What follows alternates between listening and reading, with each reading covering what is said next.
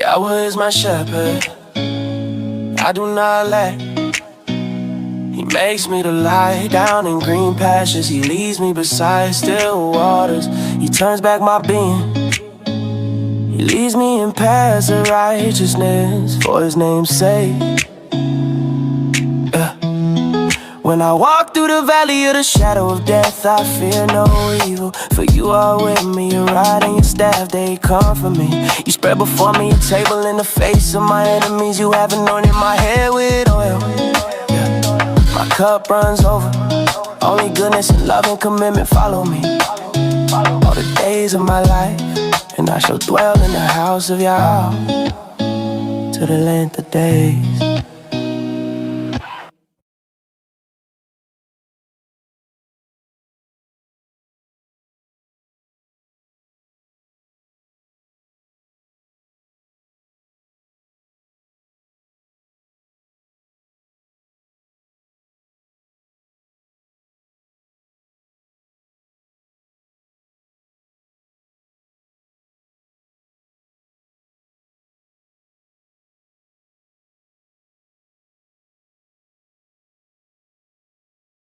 BARASHYT chapter 1.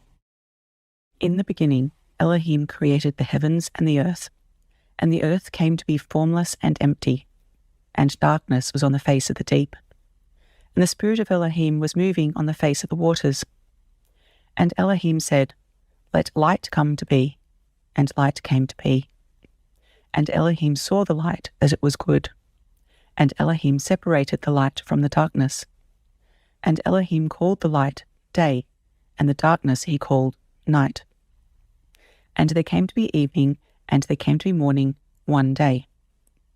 And Elohim said, "Let an expanse come to be in the midst of the waters, and let it separate the waters from the waters." And Elohim made the expanse, and separated the waters which were under the expanse from the waters which were above the expanse. And it came to be so. And Elohim called the expanse heavens. And there came to be evening, and there came to be morning, the second day. And Elohim said, "Let the waters under the heavens be gathered together into one place, and let the dry land appear." And it came to be so. And Elohim called the dry land earth, and the collection of waters he called seas. And Elohim saw that it was good. And Elohim said, "Let the earth bring forth grass, the plant that yields seed, and the fruit tree that yields fruit according to its kind, whose seed is in itself on the earth." And it came to be so. And the earth brought forth grass, the plant that yields seed according to its kind, and the tree that yields fruit, whose seed is in itself according to its kind. And Elohim saw that it was good. And there came to be evening, and there came to be morning, the third day.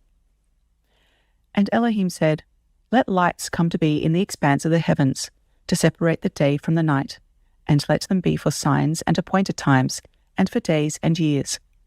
And let them be for lights in the expanse of the heavens, to give light on the earth." And it came to be so. And Elohim made two great lights, the greater light to rule the day, and the lesser light to rule the night, and the stars. And Elohim set them in the expanse of the heavens to give light on the earth, and to rule over the day and over the night, and to separate the light from the darkness. And Elohim saw that it was good. And there came to be evening, and there came to be morning, the fourth day. And Elohim said, "Let the waters teem with shoals of living beings, and let birds fly above the earth on the face of the expanse of the heavens." And Elohim created great sea creatures and every living being that moves, with which the waters teemed, according to their kind, and every winged bird according to its kind. And Elohim saw that it was good. And Elohim blessed them, saying, "Be fruitful and increase, and fill the waters in the seas, and let birds increase on the earth." And there came to be evening, and there came to be morning, the fifth day. And Elohim said, "Let the earth bring forth the living being according to its kind, livestock and creeping creatures and beasts of the earth according to its kind." And it came to be so. And Elohim made the beast of the earth according to its kind, livestock according to its kind, and all the creep on the earth according to its kind. And Elohim saw that it was good. And Elohim said, "Let us make man in our image, according to our likeness, and let them rule over the fish of the sea, and over the birds of the heavens, and over the livestock, and over all the earth, and over all the creeping creatures that creep on the ground. And Elohim created the man in his image. In the image of Elohim he created him.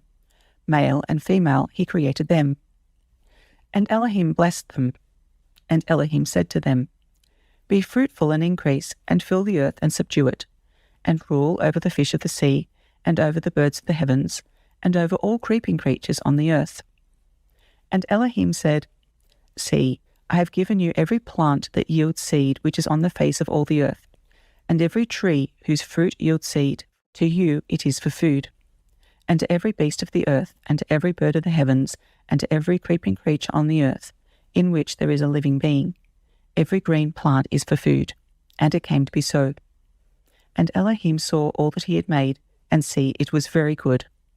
And there came to be evening, and there came to be morning, the sixth day. Chapter 2.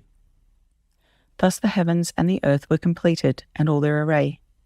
And in the seventh day Elohim completed his work which he had done, and he rested on the seventh day from all his work which he had made.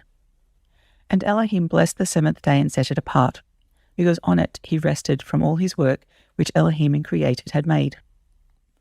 These are the births of the heavens and the earth when they were created, in the day that YAHUAH Elohim made the earth and the heavens. Now no shrub of the field was yet on the earth, and no plant of the field had yet sprung up. For YAHUAH Elohim had not sent rain on the earth, and there was no man to till the ground. But a mist went up from the earth and watered the entire surface of the ground. And YAHUAH Elohim formed the man out of the dust from the ground, and breathed into his nostrils breath of lives, and the man became a living being.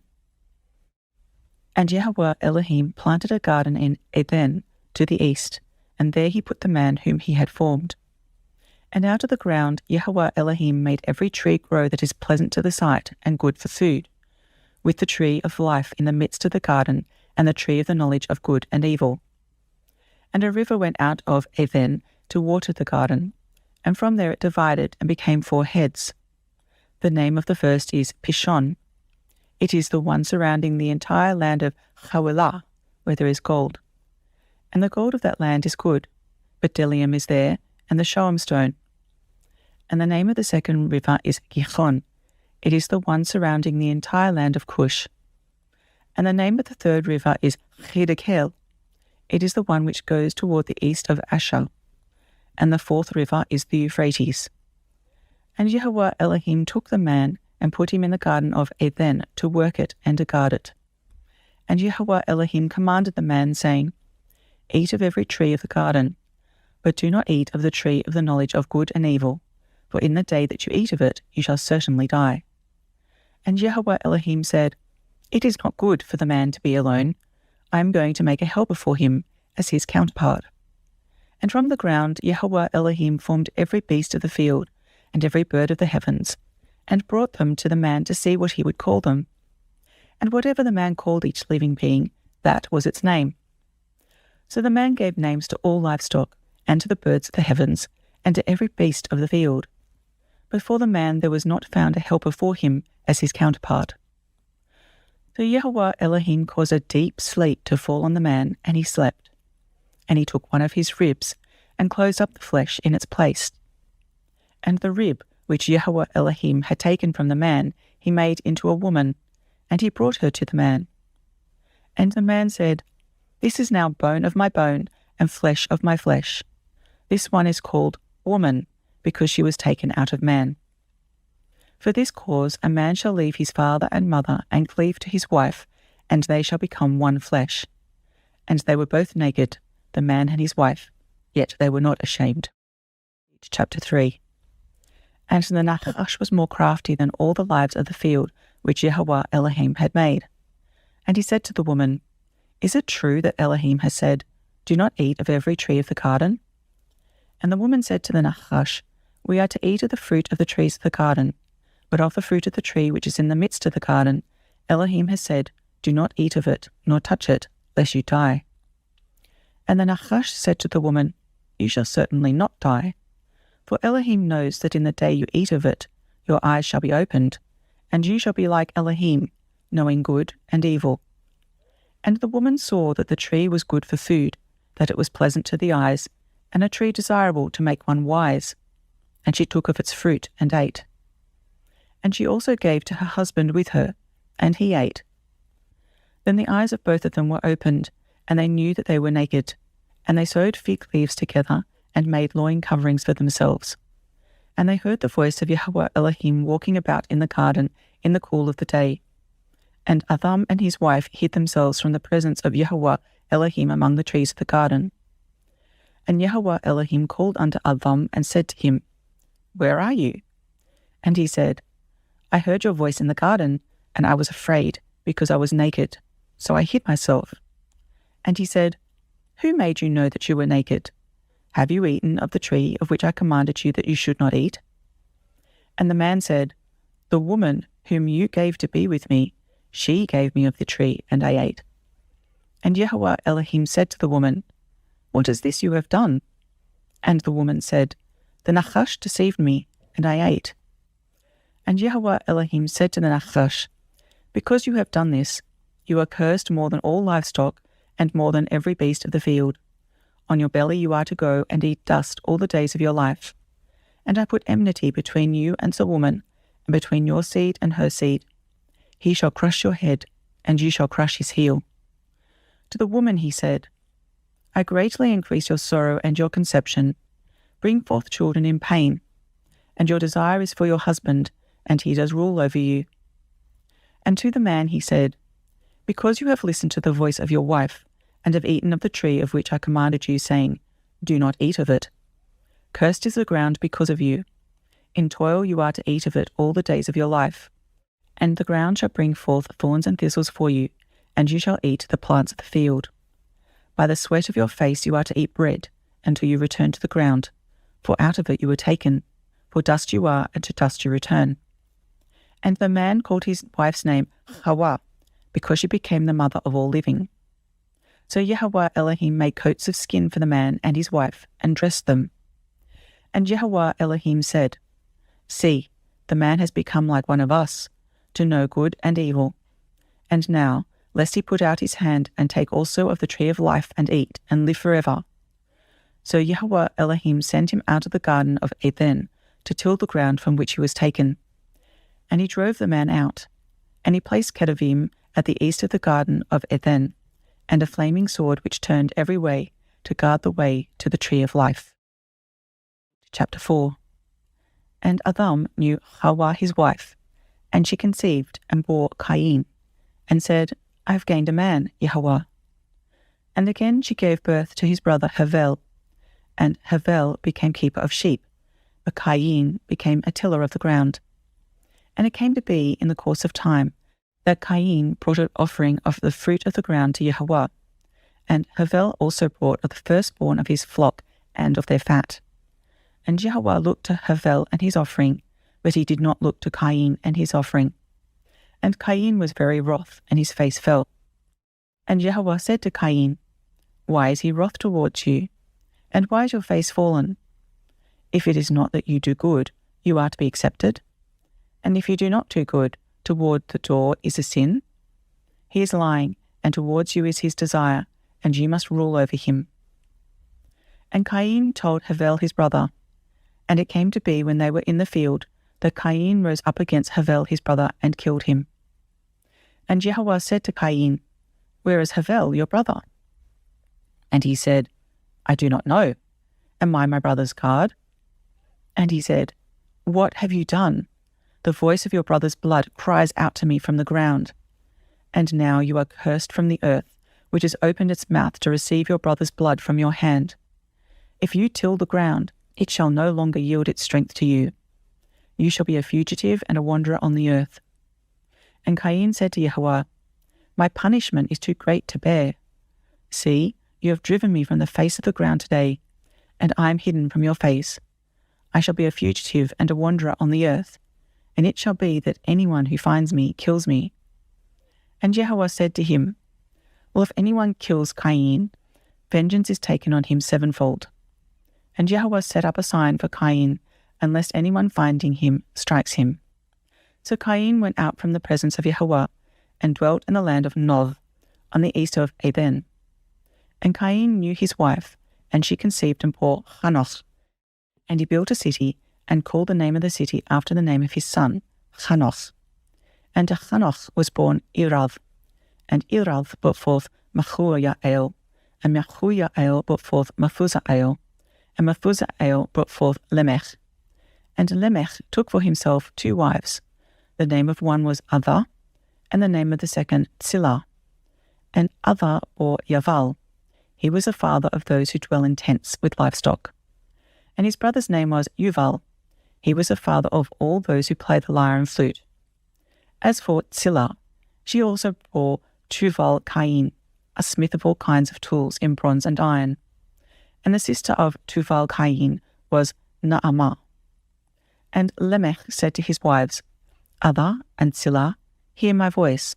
Wives of Lamech, listen to my words, for I have killed a man for wounding me, even a young man for hurting me. For Cain is avenged 7-fold, and Lamech 77-fold. And Adam knew his wife again, and she bore a son and called his name Sheth. For Elohim has appointed me another seed instead of Hevel, because Cain had killed him. And to Sheth, to him also a son was born, and he called his name Enosh. Thus it was begun to call on the name of Yahuwah. Chapter 5. This is the book of the genealogy of Adam. In the day that Elohim created man, he made him in the likeness of Elohim. Male and female he created them, and he blessed them, and called their name Adam, in the day they were created. And Adam lived 130 years, and brought forth a son in his own likeness, after his image, and called his name Sheth. And after he brought forth Sheth, the days of Adam were 800 years, and he brought forth sons and daughters. So all the days that Adam lived were 930 years, and he died. And Sheth lived 105 years, and brought forth Enosh. And after he brought forth Enosh, Sheth lived 807 years, and brought forth sons and daughters. So all the days of Sheth were 912 years, and he died. And Enosh lived 90 years, and brought forth Canaan. And after he brought forth Canaan, Enosh lived 815 years, and brought forth sons and daughters. And Canaan lived 70 years, and brought forth Mahalalel. After he brought forth Mahalalel, Canaan lived 840 years, and brought forth sons and daughters. So all the days of Canaan were 910 years, and he died.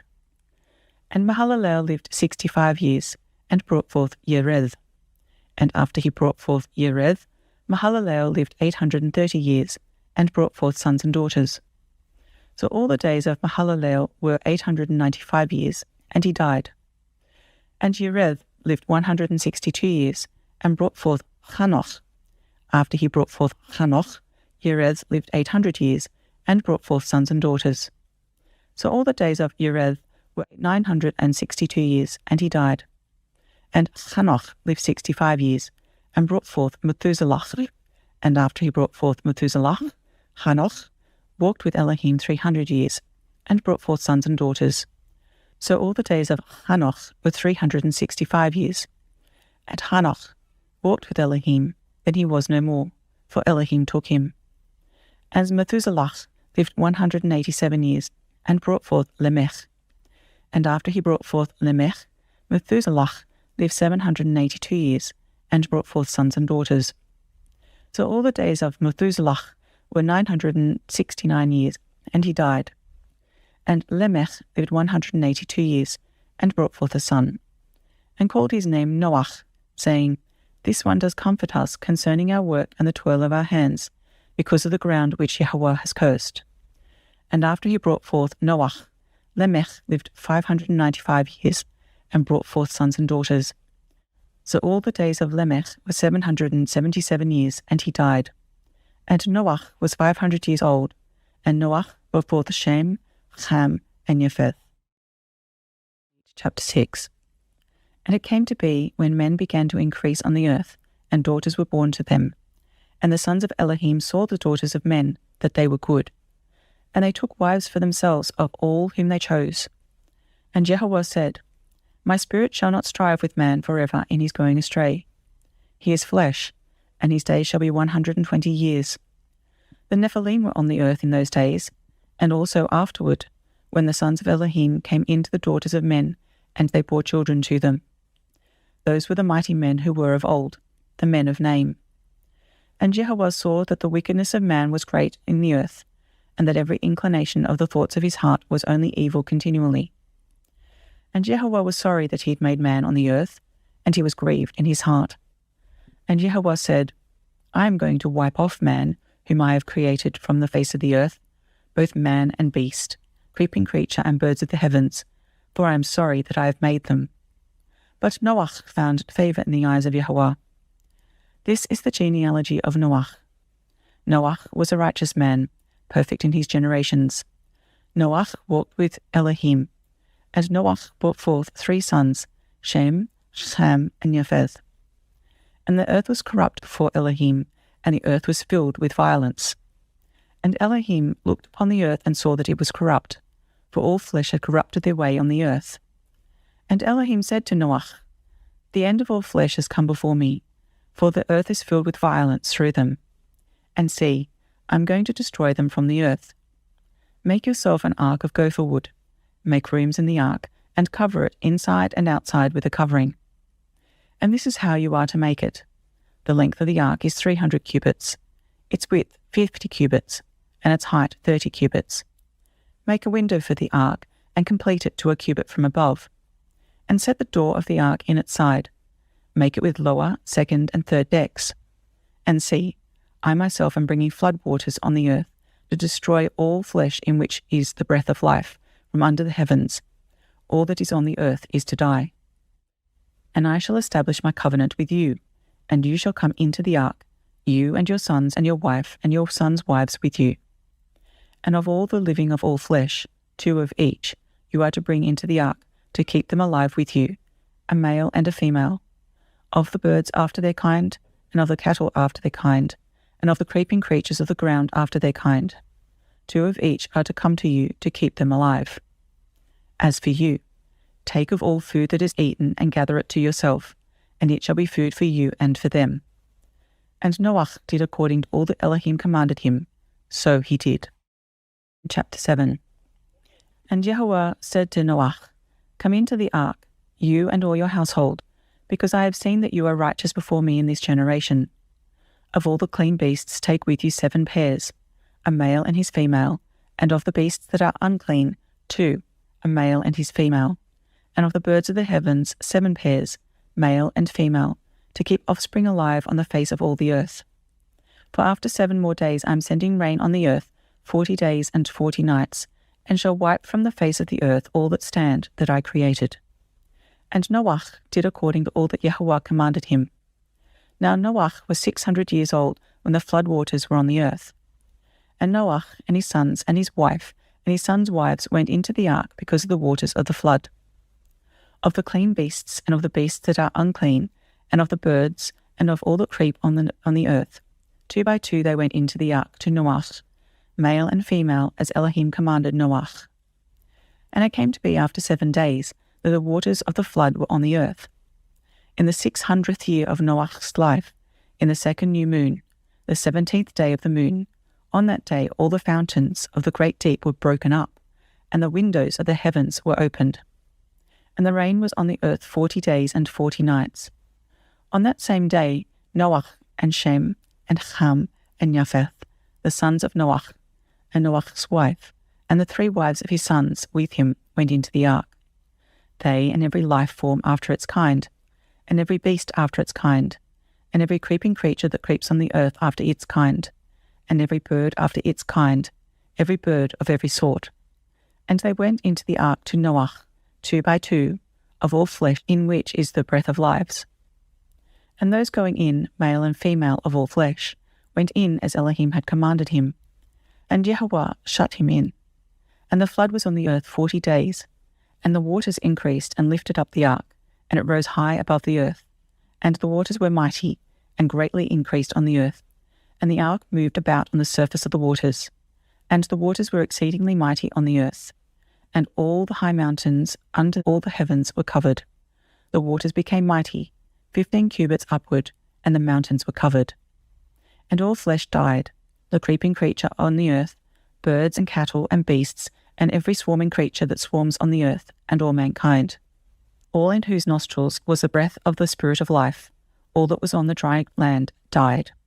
So he wiped off all that stand, which were on the face of the ground, both man and beast, creeping creature and bird of the heavens.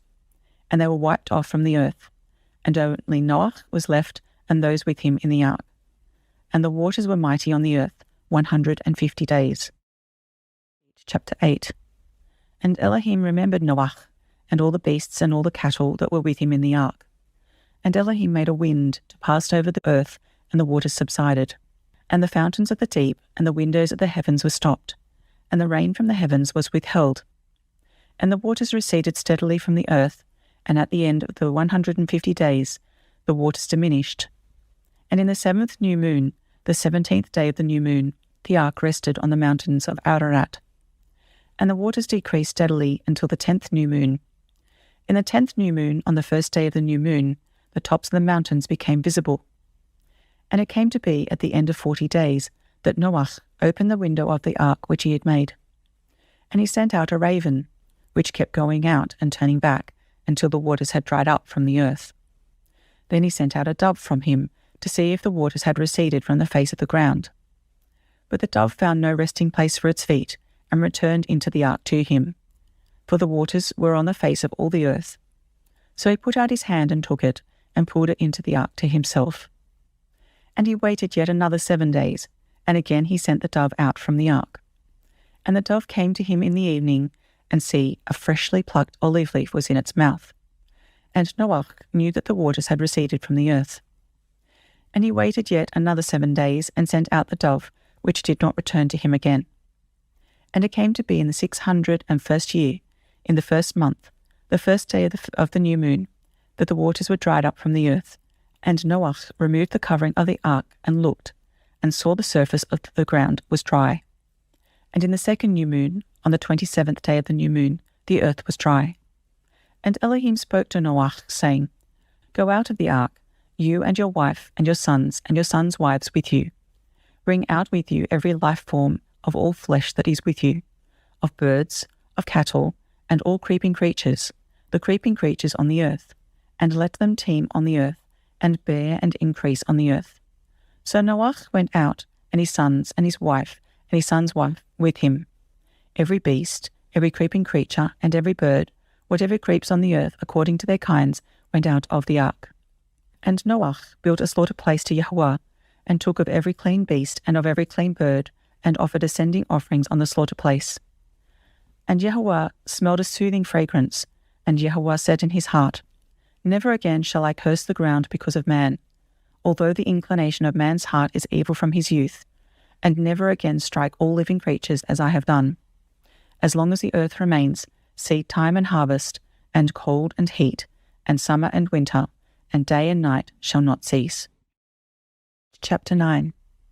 And Elohim blessed Noah and his sons, and said to them, Be fruitful and increase, and fill the earth. And the fear of you and the dread of you is on every beast of the earth, on every bird of the heavens, on all that creeps on the ground, and on all the fish of the sea. Into your hand they have been given. Every creeping creature that lives is food for you. I have given you all, as I gave the green plants. But do not eat flesh with its life, its blood. But only your blood for your lives I require. From the hand of every beast I require it, and from the hand of man. From the hand of every man's brother I require the life of man. Whoever sheds man's blood, by man his blood is shed, for in the image of Elohim he has made man. As for you, be fruitful and increase, bring forth teemingly in the earth, and increase in it. And Elohim spoke to Noah and to his sons with him, saying, And I, see, I establish my covenant with you, and with your seed after you, and with every living being that is with you, of the birds, of the cattle, and of every beast of the earth with you, of all that goes out of the ark, every beast of the earth. And I shall establish my covenant with you, and never again is all flesh cut off by the waters of the flood, and never again is there a flood to destroy the earth. And Elohim said, This is the sign of the covenant which I make between me and you, and every living being that is with you, for all generations to come. I shall set my rainbow in the cloud, and it shall be for the sign of the covenant between me and the earth. And it shall be, when I bring a cloud over the earth, that the rainbow shall be seen in the cloud, and I shall remember my covenant which is between me and you, and with every living being of all flesh, and never again let the waters become a flood to destroy all flesh. And the rainbow shall be in the cloud, and I shall see it, to remember the everlasting covenant between Elohim and every living being of all flesh that is on the earth. And Elohim said to Noach, This is the sign of the covenant which I have established between me and all flesh that is on the earth. And the sons of Noach who went out of the ark were Shem and Ham and Japheth. And Ham was the father of Canaan. These three were the sons of Noach, and all the earth was overspread from them. And Noach, a man of the soil, began and planted a vineyard. And he drank of the wine and was drunk, and became uncovered in his tent. And Ham, the father of Canaan, saw the nakedness of his father, and told his two brothers outside. So Shem and Japheth took a garment, laid it on both their shoulders, and went backward and covered the nakedness of their father. But their faces were turned away, and they did not see their father's nakedness. And Noach awoke from his wine, and knew what his younger son had done to him. And he said, Cursed is Canaan, let him become a servant of servants to his brothers. And he said, Blessed be Yahuwah, the Elohim of Shem, and let Canaan become his servant. Let Elohim enlarge Japheth, and let him dwell in the tents of Shem, and let Canaan become his servant. And Noach lived after the flood 350 years. So all the days of Noach were 950 years, and he died.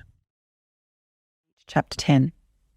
And this is the genealogy of the sons of Noach, Shem, Ham, and Japheth. And sons were born to them after the flood. The sons of Japheth, Gomer, and Magog, and Madai, and Yawan, and Tuval, and Meshech, and Tiras. And the sons of Gomer, Ashkenaz, and Riphath, and Togarmah. And the sons of Yawan, Elisha, and Tarshish, Kittim, and Dothanim.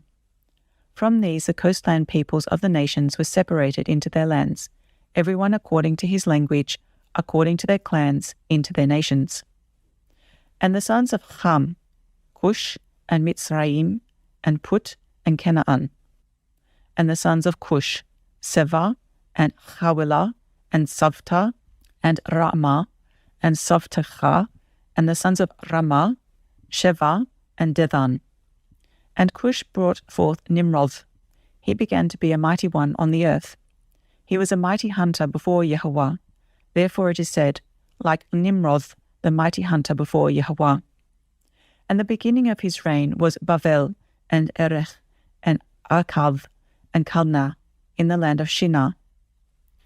From that land he went to Asher, and built Nineveh, and Rehoboth, Ir, and Kelach, and Resen, between Nineveh and Kelach, the great city.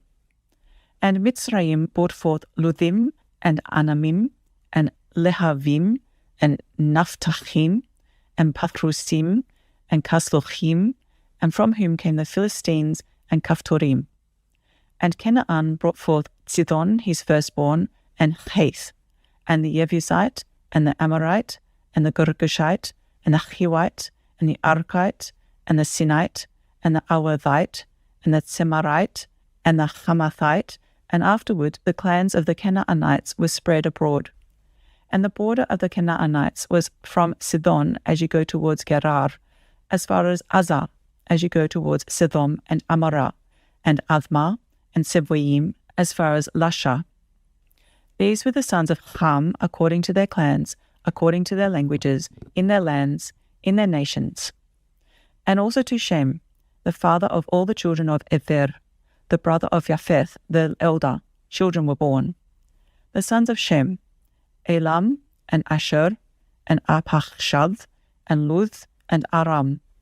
And the sons of Aram, Uz, and Hul, and Geder, and Mash. And Arpachshad brought forth Shelach, and Shelach brought forth Ever, and to Ever were born two sons. The name of one was Pelech, for in his days the earth was divided, and his brother's name was Yoktan. And Yoktan brought forth Almavav, and Shelef, and Chatzamarweth, and Yerach, and Hadoram, and Uzal, and Dikla, and Oval, and Avimael, and Sheva, and Ophir, and Hawilah, and Yovav. All these were sons of Yoktan. And their dwelling place was from Mesham, as you go towards Sephar, a mountain of the east. These were the sons of Shem, according to their clans, according to their languages, in their lands, according to their nations. These were the clans of the sons of Noach, according to their generations, in their nations, and from these the nations were divided on the earth after the flood. Chapter 11. And all the earth had one language and one speech. And it came to be, as they set out from the east, that they found a plain in the land of Shinar, and they dwelt there. And they said to each other, Come, let us make bricks and bake them thoroughly. And they had brick for stone, and they had asphalt for mortar. And they said, Come, let us build ourselves a city and a tower, whose top is in the heavens, and make a name for ourselves, lest we be scattered over all the face of the earth. Then YAHUAH came down to see the city and the tower which the sons of men had built. And YAHUAH said, Look, they are one people, and they all have one language. And this is what they begin to do. And now, they are not going to be withheld from doing whatever they plan to do. Come, let us go there and confuse their language, so that they do not understand one another's speech. And YAHUAH scattered them from there over the face of all the earth, and they left off building the city. That is why its name was called Bavel, because there YAHUAH confused the language of all the earth, and from there YAHUAH scattered them over the face of all the earth. This is the genealogy of Shem. Shem was 100 years old and brought forth Arpachshad 2 years after the flood. And after he brought forth Arpachshad, Shem lived 500 years and brought forth sons and daughters. And Arpachshad lived 35 years and brought forth Shelach. And after he brought forth Shelach, Arpachshad lived 403 years and brought forth sons and daughters. And Shelach lived 30 years and brought forth Ever. After he brought forth Ever, Shelach lived 403 years and brought forth sons and daughters. And Ever lived 34 years and brought forth Pelech. And after he brought forth Pelech, Ever lived 430 years and brought forth sons and daughters. And Pelech lived 30 years and brought forth Reu. And after he brought forth Reu, Pelech lived 209 years and brought forth sons and daughters. And Reu lived 32 years and brought forth Seruch. And after he brought through Seruch, Reu lived 207 years and brought forth sons and daughters. And Seruch lived 30 years and brought forth Nachor. And after he brought forth Nachor, Seruch lived 200 years and brought forth sons and daughters. And Nachor lived 29 years and brought forth Terach. And after he brought forth Terach, Nachor lived 119 years and brought forth sons and daughters. And Terach lived 70 years and brought forth Avram, Nachor, and Haran. This is the genealogy of Terach. Terach brought forth Avram, Nachor, and Haran. And Haran brought forth Lot. And Haran died before his father Terach in the land of his birth, in Ur-Kasdim. And Avram and Nachor took wives. The name of Avram's wife was Sarai, and the name of Nachor's wife Milcah, the daughter of Haran, the father of Milcah, and the father of Iscah. And Sarai was barren, she had no child. And Terach took his son Avram, and his grandson Lot, son of Haran, and his daughter-in-law Sarai, his son Avram's wife, and they went with them from Ur-Kasdim to go to the land of Canaan. And they came to Haran and dwelt there. And the days of Terach came to be 205 years, and Terach died in Haran. Chapter 12. And YAHUAH said to Avram, Go yourself out of your land, from your relatives, and from your father's house, to a land which I show you. And I shall make you a great nation, and bless you and make your name great, and you shall be a blessing. And I shall bless those who bless you, and curse him who curses you. And in you all the clans of the earth shall be blessed. So Avram left as YAHUAH had commanded him, and Lot went with him. And Avram was 75 years old when he set out from Haran. And Avram took Sarai, his wife, and Lot, his brother's son, and all their possessions which they had gathered, and the beings whom they had acquired in Haran, and they set out for the land of Canaan. And they came to the land of Canaan. And Avram passed through the land to the place of Shechem, as far as the terebinth tree of Moreh. At that time the Canaanites were in the land. And Yahuwah appeared to Avram and said, To your seed I give this land. And he built there a slaughter place to Yahuwah, who had appeared to him. And from there he moved to the mountain east of Bethel, and he pitched his tent with Bethel on the west and Ai on the east. And he built there a slaughter place to Yahuwah, and he called on the name of Yahuwah. And Avram set out, continuing toward the south.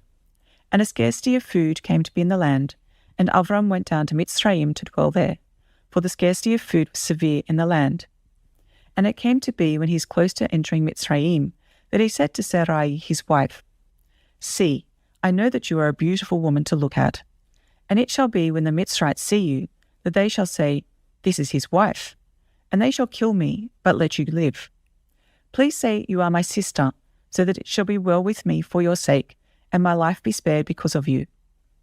And it came to be, when Avram came to Mitzrayim, that the Mitzrites saw the woman, that she was very beautiful. And Paro's officials saw her and praised her before Paro, and the woman was taken to Paro's house. And he treated Avram well for her sake, for he had sheep and cattle and male donkeys and male and female servants and female donkeys and camels. But Yahuwah plagued Paro and his house with great plagues because of Sarai, Avram's wife. And Paro called Avram and said, What is this you have done to me? Why did you not inform me that she was your wife?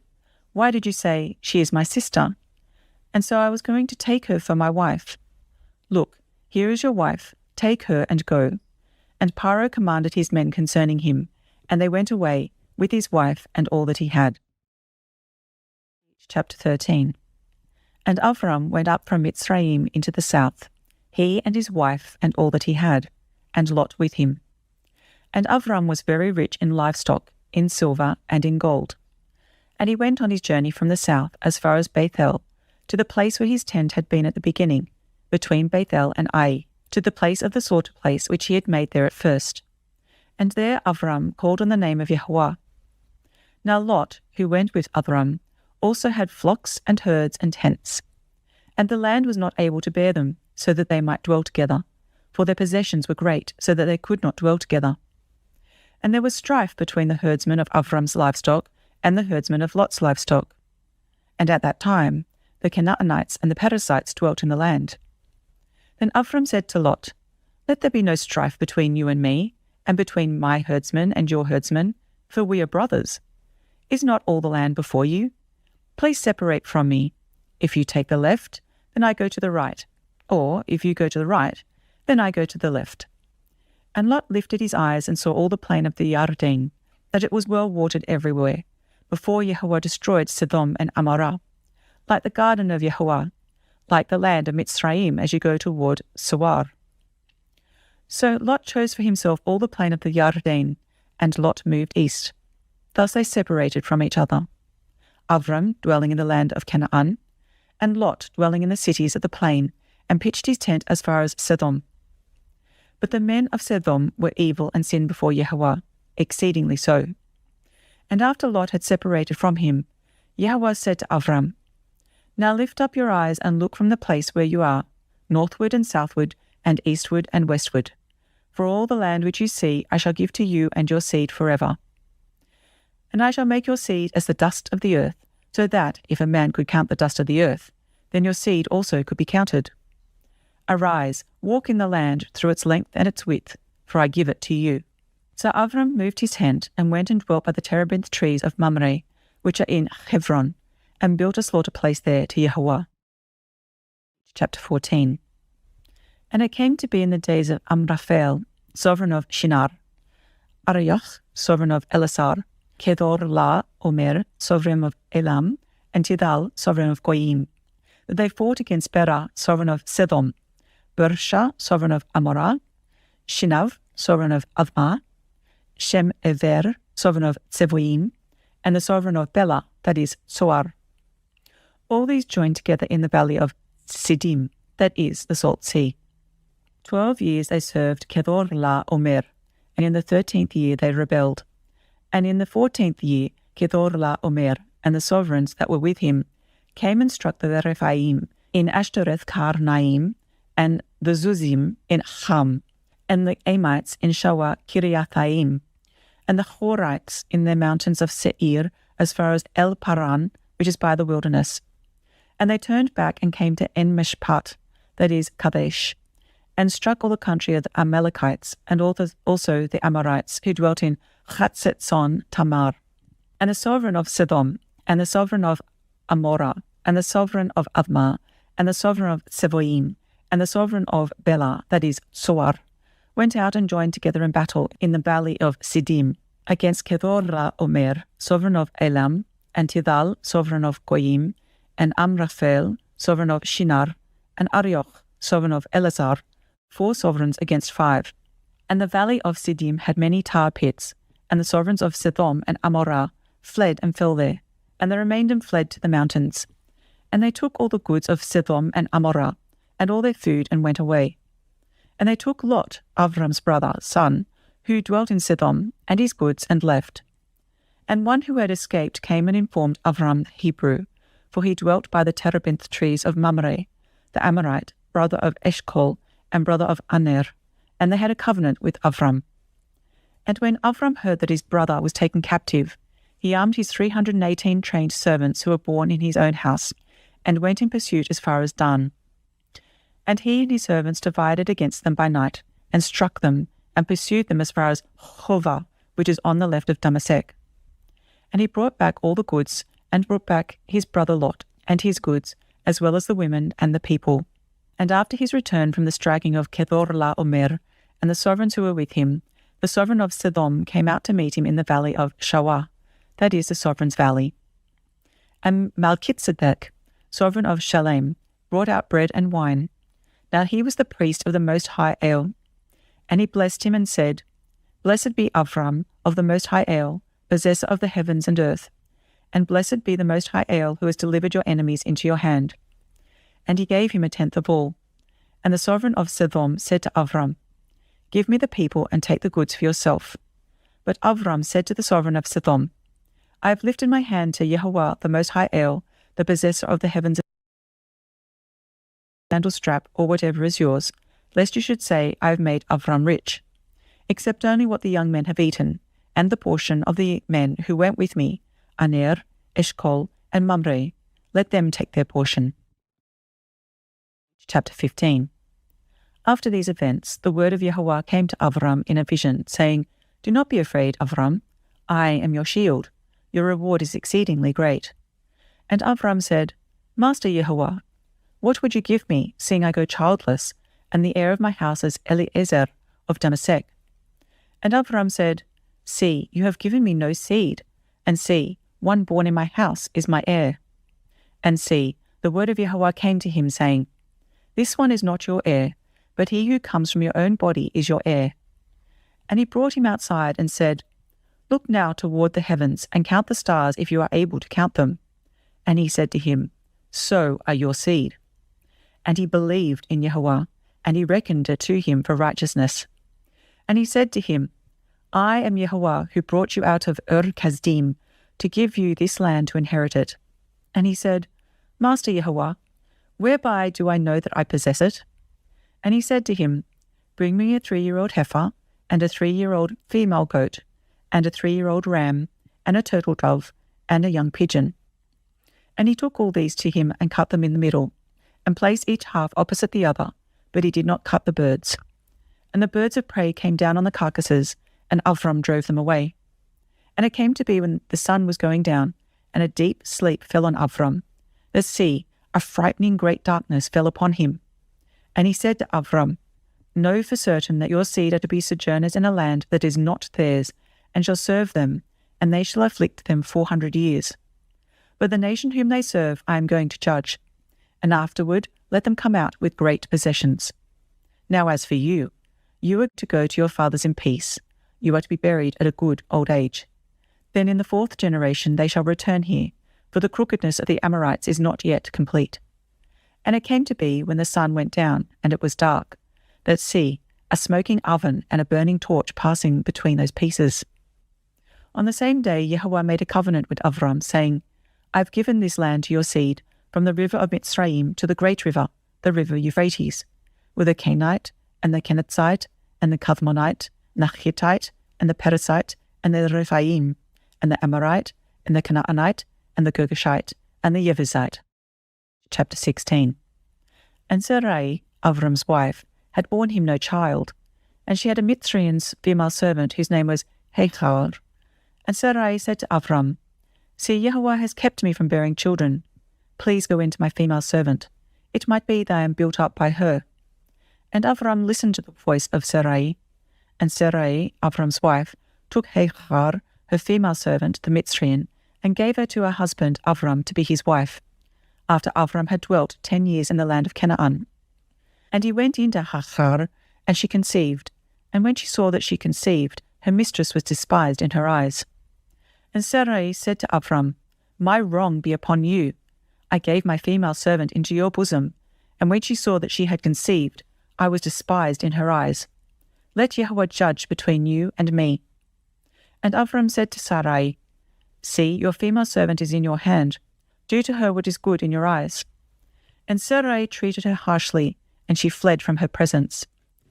And the messenger of Yahuwah found her by a spring of water in the wilderness, by the spring on the way to Shur.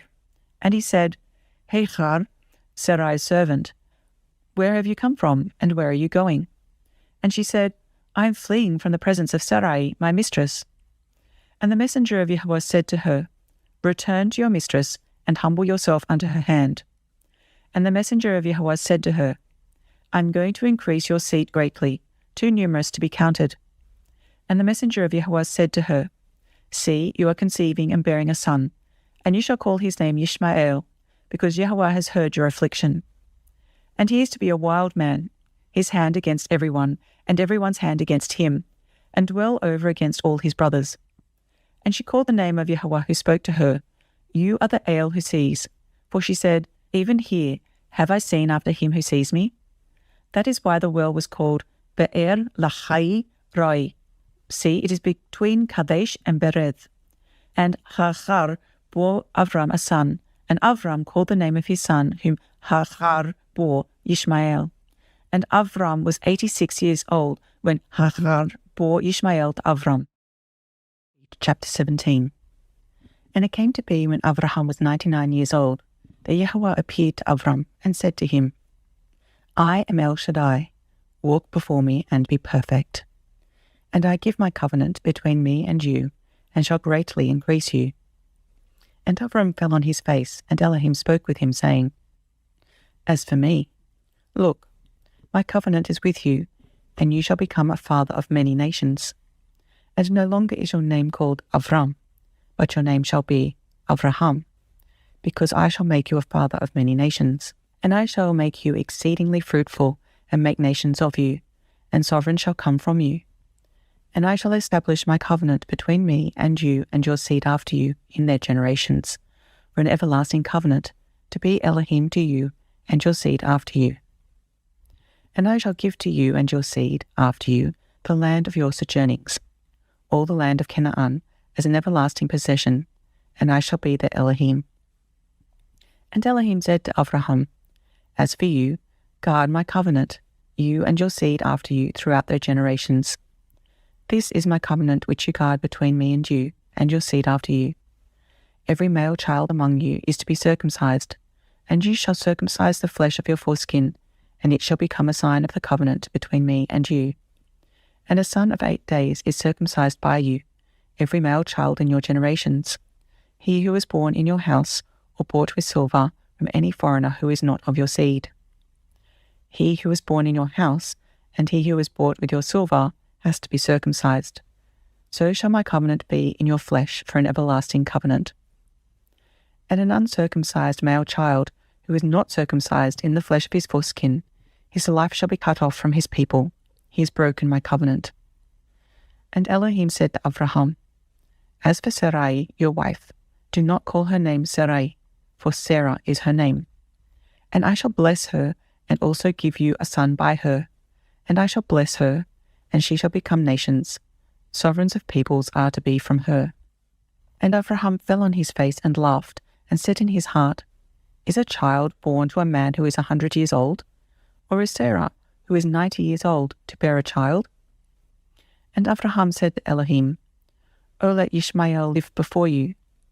And Elohim said, No, Sarah your wife truly is bearing a son to you, and you shall call his name Yitzchak, and I shall establish my covenant with him for an everlasting covenant, and with his seed after him.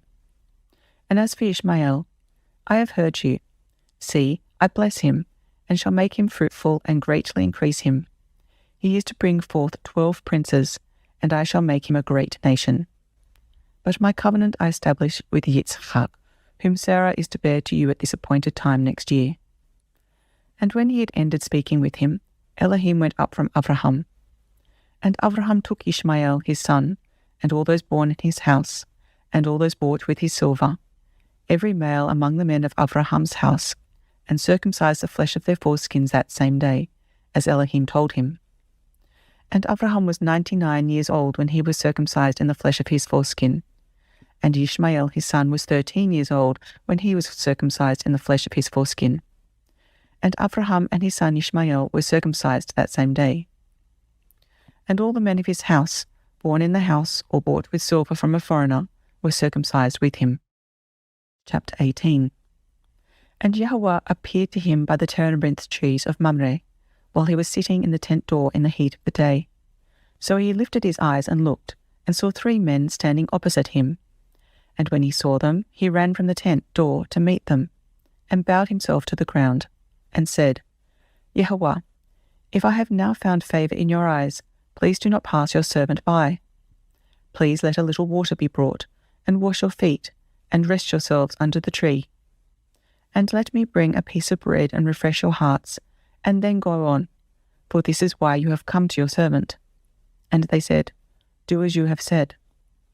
So Avraham ran into the tent to Sarah and said, Hurry, make ready 3 measures of fine flour, knead it, and make cakes. And Avraham ran to the herd, took a tender and good calf, gave it to a young man, and he hurried to prepare it. And he took curds and milk, and the calf which he had prepared, and set it before them, and he stood by them under the tree as they ate. And they said to him, Where is Sarah, your wife? And he said, See, in the tent. And he said, I shall certainly return to you according to the time of life, and see, Sarah your wife is to have a son. And Sarah was listening in the tent door which was behind him. Now Avraham and Sarah were old, well advanced in age, and Sarah was past the way of women. And Sarah laughed within herself, saying, After I have grown old, shall I have pleasure, my master being old too?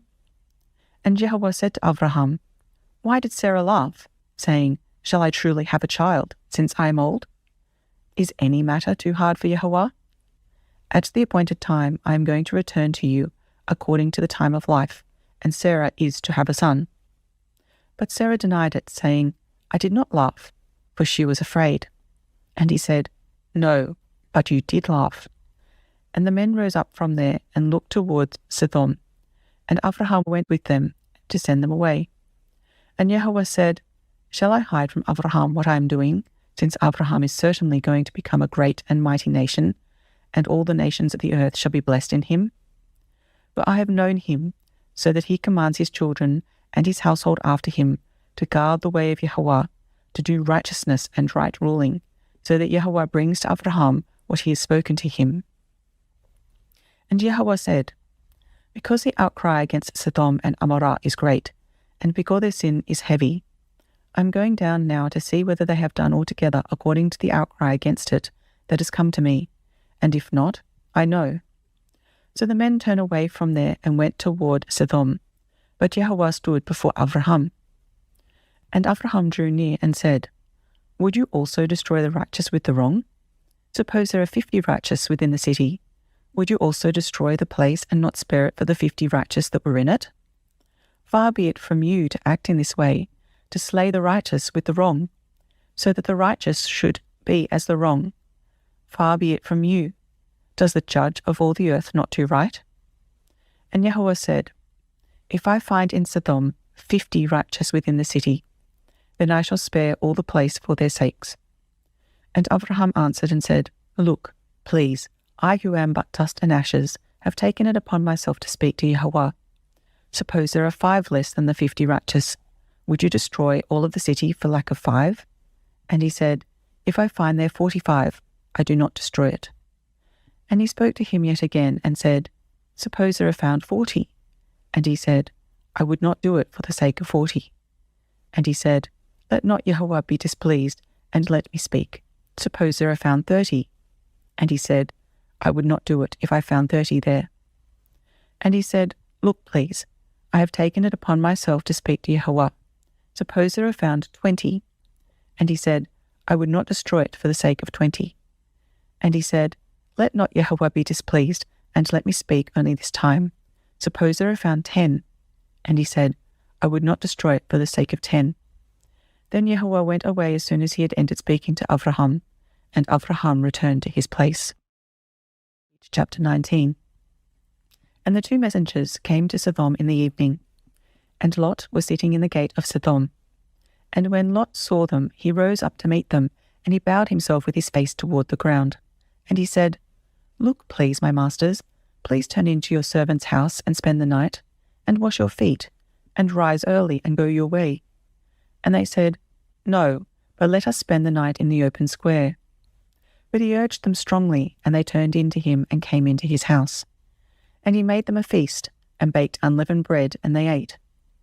Before they lay down, the men of the city, the men of Sodom, both old and young, all the people from every part, surrounded the house.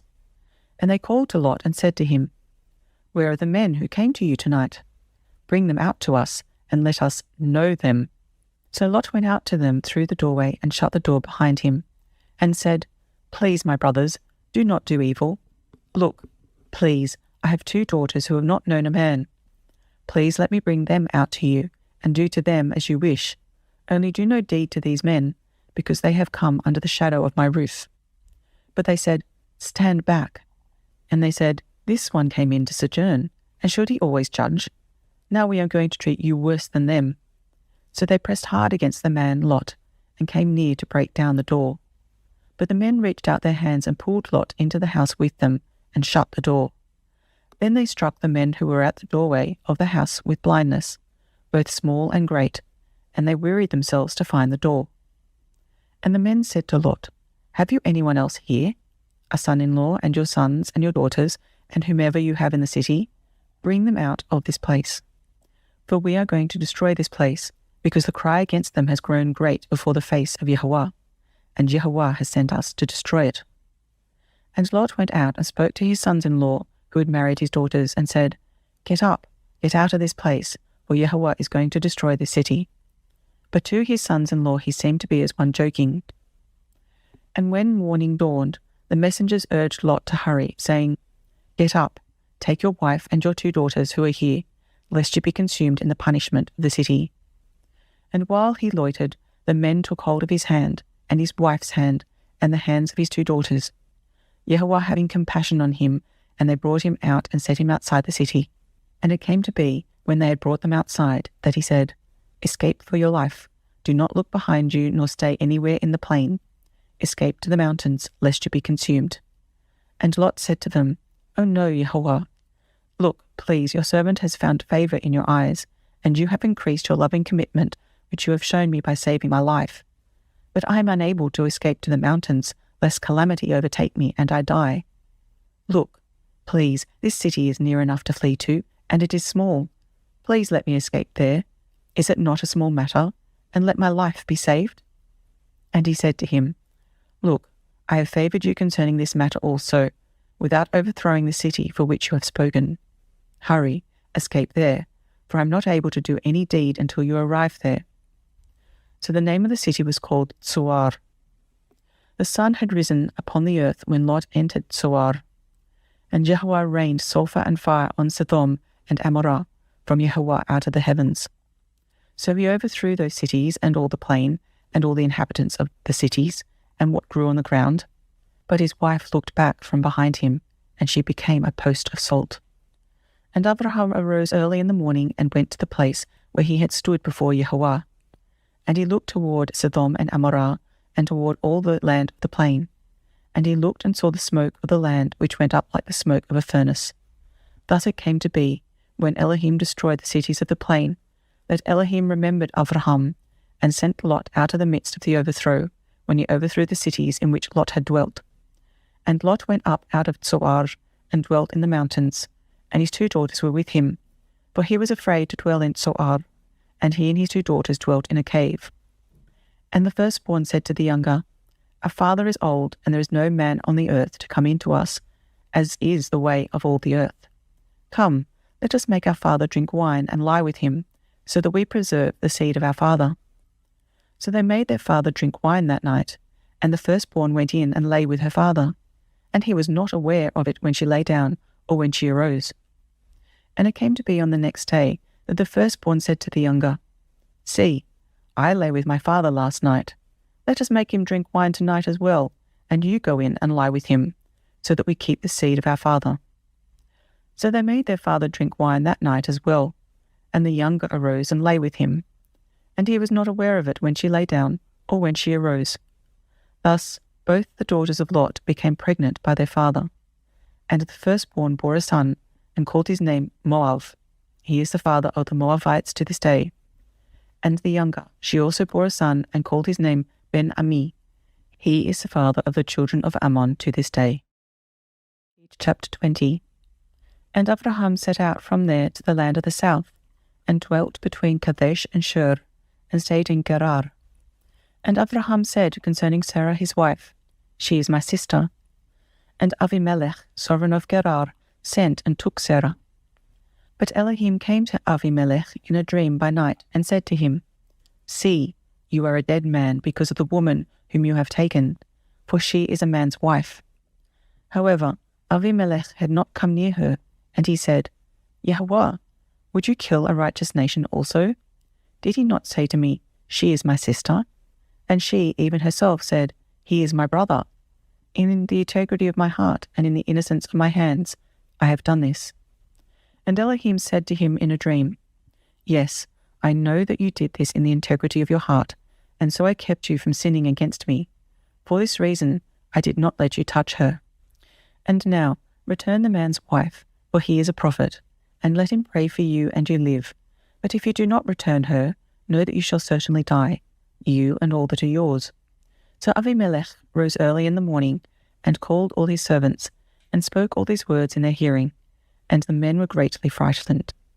And Avimelech called Abraham, and said to him, What have you done to us? In what have I sinned against you, that you have brought on me and on my reign a great sin? You have done matters to me that should not be done. And Avimelech said to Abraham, What did you have in view, that you have done this matter? And Abraham said, Only because I said to myself, The fear of Elohim is not in this place, and they shall kill me for the sake of my wife. And yet she is truly my sister. She is the daughter of my father, but not the daughter of my mother, and she became my wife. And it came to be when Elohim caused me to wander from my father's house, that I said to her, This is your loving commitment that you should do for me. In every place, wherever we go, say of me, He is my brother. Then Avimelech took sheep and cattle and male and female servants and gave them to Abraham. And he returned Sarah his wife to him. And Avimelech said, See, my land is before you. Dwell wherever it is good in your eyes. And to Sarah he said, See, I have given your brother 1,000 pieces of silver. See, it is to you a covering of eyes before all who are with you, and before all others, and you are cleared before everyone. And Abraham prayed to Elohim, and Elohim healed Avimelech and his wife and his female servants, so that they bore children. For Yahuwah had closed up all the wombs of the house of Avimelech because of Sarah, Abraham's wife. Chapter 21. And Yahuwah visited Sarah as he had said, and Yahuwah did for Sarah as he had spoken. So Sarah conceived and bore Abraham a son in his old age, at the appointed time of which Elohim had spoken to him. And Abraham called the name of his son who was born to him, whom Sarah bore to him, Yitzchak. And Abraham circumcised his son Yitzchak when he was 8 days old, as Elohim had commanded him. And Abraham was 100 years old when his son Yitzchak was born to him. And Sarah said, Elohim has made me laugh, and everyone who hears of it laughs with me. And she said, Who would have said to Abraham that Sarah would nurse children? For I have borne him a son in his old age. And the child grew and was weaned, and Abraham made a great feast on the day that Yitzchak was weaned. And Sarah saw the son of Hagar the Mitzrian, whom she had borne to Abraham, mocking. So she said to Abraham, Drive out this female servant and her son, for the son of this female servant shall not inherit with my son, with Yitzchak. And the matter was very evil in the eyes of Abraham because of his son. But Elohim said to Abraham, Let it not be evil in your eyes because of the boy, and because of your female servant. Whatever Sarah has said to you, listen to her voice, for in Yitzchak your seed is called. And of the son of the female servant I also make a nation, because he is your seed. And Abraham rose early in the morning, and took bread and a skin of water, which he gave to Hagar, putting it on her shoulder, also the boy, and sent her away. And she left and wandered in the wilderness of Beersheba. And the water in the skin was used up, and she placed the boy under one of the shrubs. And she went and sat down about a bowshot away, for she said, Let me not see the death of the boy. And she sat opposite him, and lifted her voice, and wept. And Elohim heard the voice of the boy, and the messenger of Elohim called to Hagar from the heavens, and said to her, What is the matter with you, Hagar? Do not fear, for Elohim has heard the voice of the boy where he is. Arise, lift up the boy, and hold him with your hand, for I make a great nation of him. And Elohim opened her eyes, and she saw a well of water, and she went and filled the skin with water, and gave the boy a drink. And Elohim was with the boy, and he grew, and dwelt in the wilderness, and became an archer. And he dwelt in the wilderness of Paran, and his mother took a wife for him from the land of Mitzrayim.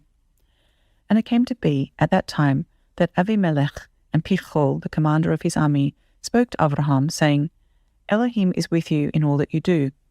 And now swear to me by Elohim not to be untrue to me, to my offspring, or to my descendants. Do to me according to the loving commitment that I have done to you, and to the land in which you have dwelt. And Abraham said, I swear. And Abraham reproved Avimelech because of a well of water which Avimelech's servants had seized. And Avimelech said, I do not know who has done this deed, neither did you inform me, nor did I hear until today. So Abraham took sheep and cattle, and gave them to Avimelech, and the two of them made a covenant. And Abraham set 7 new lambs of the flock by themselves. And Avimelech asked Abraham, What are these 7 new lambs which you have set by themselves? Then he said, Take these 7 new lambs from my hand, to be a witness that I have dug this well. So he called that place Beersheba, because the two of them swore an oath there. Thus they made a covenant at Beersheba, and Avimelech rose with Pichol, the commander of his army, and they returned to the land of the Philistines. And he planted a tamarisk tree in Beersheba, and there called on the name of YAHUAH, the everlasting El. And Abraham sojourned in the land of the Philistines many days. Chapter 22. And it came to be after these events that Elohim tried Abraham and said to him, Abraham. And he said, Here I am. And he said, Take your son now, your only son Yitzchak, whom you love, and go to the land of Moriah, and offer him there as an ascending offering on one of the mountains which I command you.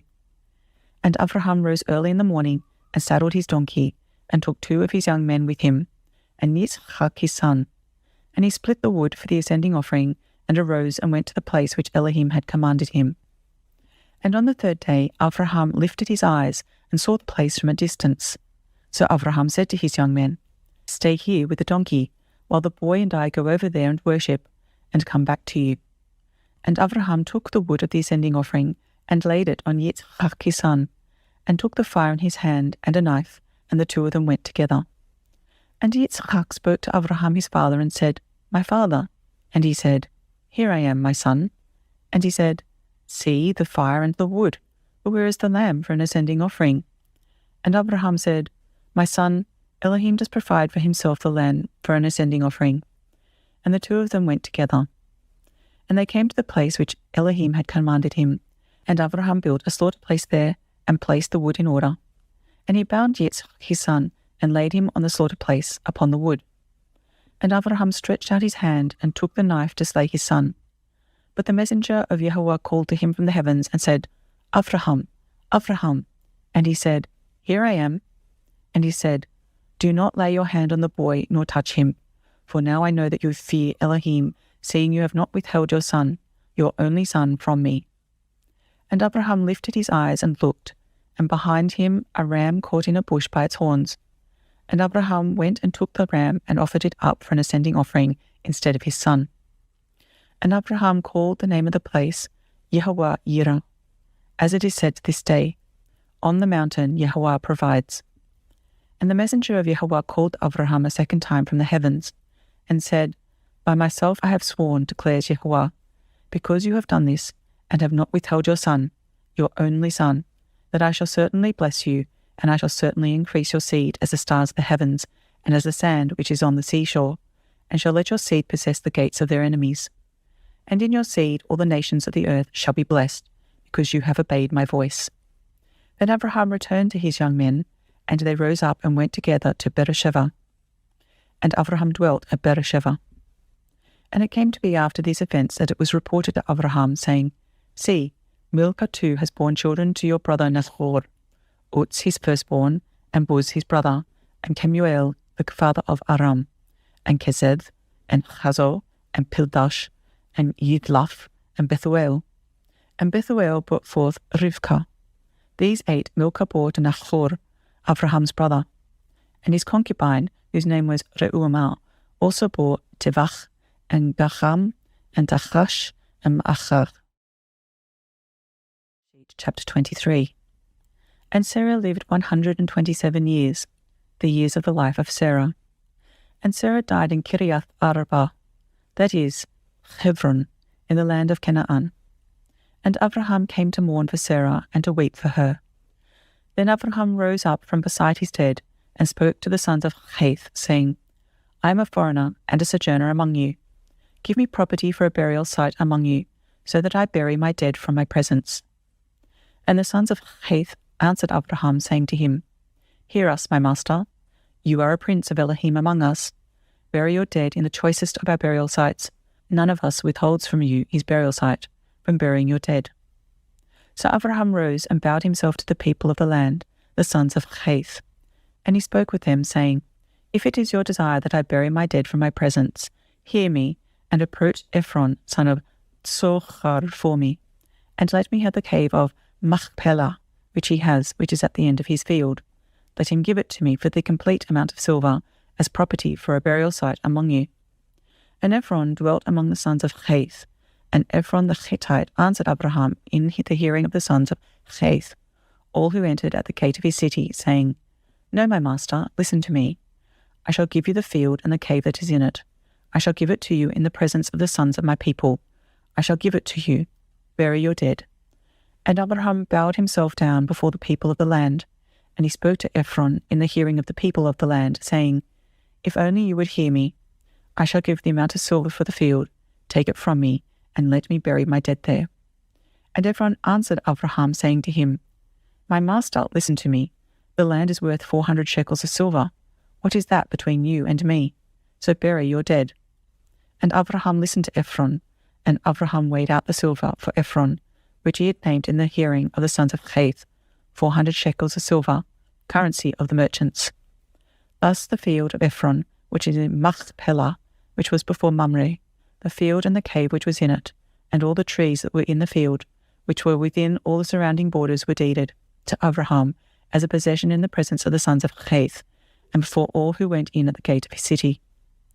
And after this, Abraham buried Sarah his wife in the cave of the field of Machpelah before Mamre, that is, Hebron, in the land of Canaan. Thus the field and the cave that is in it were deeded to Abraham by the sons of Heth as property for a burial site. Chapter 24. And Abraham was old, advanced in years, and Yahuwah had blessed Abraham in every way. And Abraham said to the oldest servant of his house, who ruled over all that he had, Please put your hand under my thigh, so that I make you swear by Yahuwah, the Elohim of the heavens and the Elohim of the earth, that you do not take a wife for my son from the daughters of the Canaanites, among whom I dwell. But go to my land and to my relatives, and take a wife for my son Yitzchak. And the servant said to him, What if the woman refuses to follow me to this land? Do I then take your son back to the land from which you came? And Abraham said to him, Beware lest you take my son back there. YAHUAH, Elohim of the heavens, who took me from my father's house and from the land of my relatives, and who spoke to me and swore to me, saying, To your seed I give this land. He sends his messenger before you, and you shall take a wife for my son from there. And if the woman refuses to follow you, then you shall be released from this oath. Only do not take my son back there. Then the servant put his hand under the thigh of Abraham his master, and swore to him concerning this matter. And the servant took 10 of his master's camels and left, for all his master's good gifts were in his hand. And he arose, and went to Aram Naharaim, to the city of Nahor. And he made his camels kneel down outside the city by a fountain of water at evening time, the time when women go out to draw water. And he said, YAHUAH, Elohim of my master Abraham, please cause her to meet before me this day, and show loving commitment to my master Abraham. See, I am standing here by the fountain of water, and the daughters of the men of the city are coming up to draw water. Now let it be that the young woman to whom I say, Please let down your jar to let me drink, and she says, Drink, and let me water your camels too. Let her be the one whom you have appointed for your servant Yitzchak, and let me know by this that you have shown loving commitment to my master. And it came to be, before he had ended speaking, that see, Rivkah, who was born to Bethuel, son of Milcah, the wife of Nahor, Abraham's brother, came out with her jar on her shoulder. And the young woman was very good-looking, a maiden, no man having known her. And she went down to the fountain, filled her jar, and came up. And the servant ran to meet her and said, Please let me drink a little water from your jar. And she said, Drink, my master. And she hurried and let her jar down to her hand and gave him a drink. And when she had finished giving him a drink, she said, Let me draw water for your camels too, until they have finished drinking. And she hurried and emptied her jar into the trough, ran back to the fountain to draw water, and drew for all his camels. And watching her, the man remained silent in order to know whether YAHUAH had prospered his way or not. And it came to be, when the camels had finished drinking, that the man took a golden nose ring weighing 1/2 shekel, and 2 bracelets for her wrists weighing 10 shekels of gold, and said, Whose daughter are you? Please inform me. Is there room in your father's house for us to spend the night? And she said to him, I am the daughter of Bethuel, Milcah's son, whom she bore to Nahor. And she said to him, We have both straw and fodder enough, and room to spend the night. And the man bowed his head and worshipped YAHUAH. And he said, Blessed be YAHUAH, Elohim of my master Abraham, who has not forsaken his loving commitment and his truth toward my master. As for me, being on the way, YAHUAH led me to the house of my master's brothers. Then the young woman ran and informed those of her mother's house these matters. And Rivkah had a brother whose name was Lavan. And Lavan ran out to the man to the fountain. And it came to be, when he saw the nose ring and the bracelets on his sister's wrists, and when he heard the words of his sister Rivkah, saying, Thus the man spoke to me, that he went to the man and saw him standing by the camels at the fountain.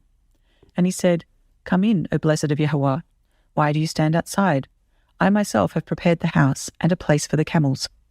So the man came into the house while he unloaded the camels, and provided straw and fodder for the camels, and water to wash his feet, and the feet of the men who were with him, and set food before him to eat. But he said, Let me not eat until I have spoken my word. And he said, Speak on. And he said, I am Abraham's servant, and YAHUAH has blessed my master exceedingly, and he has become great. And he has given him flocks and herds, and silver and gold, and male and female servants, and camels and donkeys. And Sarah, my master's wife, bore a son to my master when she was old, and he has given to him all that he has. My master made me swear, saying, Do not take a wife for my son from the daughters of the Canaanites in whose land I dwell, but go to my father's house and to my relatives, and take a wife for my son. And I said to my master, What if the woman does not follow me? But he said to me, YAHUAH, before whom I walk, sends his messenger with you, and shall prosper your way. And you shall take a wife for my son from my relatives and from my father's house. Then, when you go to my relatives, you are to be released from this oath. And if they do not give her to you, then you are released from my oath. And this day I came to the fountain and said, YAHUAH, Elohim of my master Avraham, please, if you are prospering the way in which I am going, see, I am standing by the fountain of water. And when the young woman comes out to draw water, and I say to her, please give me a little water from your jar to drink, and she says to me, drink, and let me draw for your camels too, let her be the woman whom Yahuwah has appointed for my master's son. I had not yet ended speaking in my heart, then see, Rivka was coming out with her jar on her shoulder, and she went down to the fountain and drew water. And I said to her, please let me drink. And she hurried and let her jar down from her shoulder and said, drink, and let me water your camels too. So I drank, and she watered the camels too. And I asked her and said, whose daughter are you?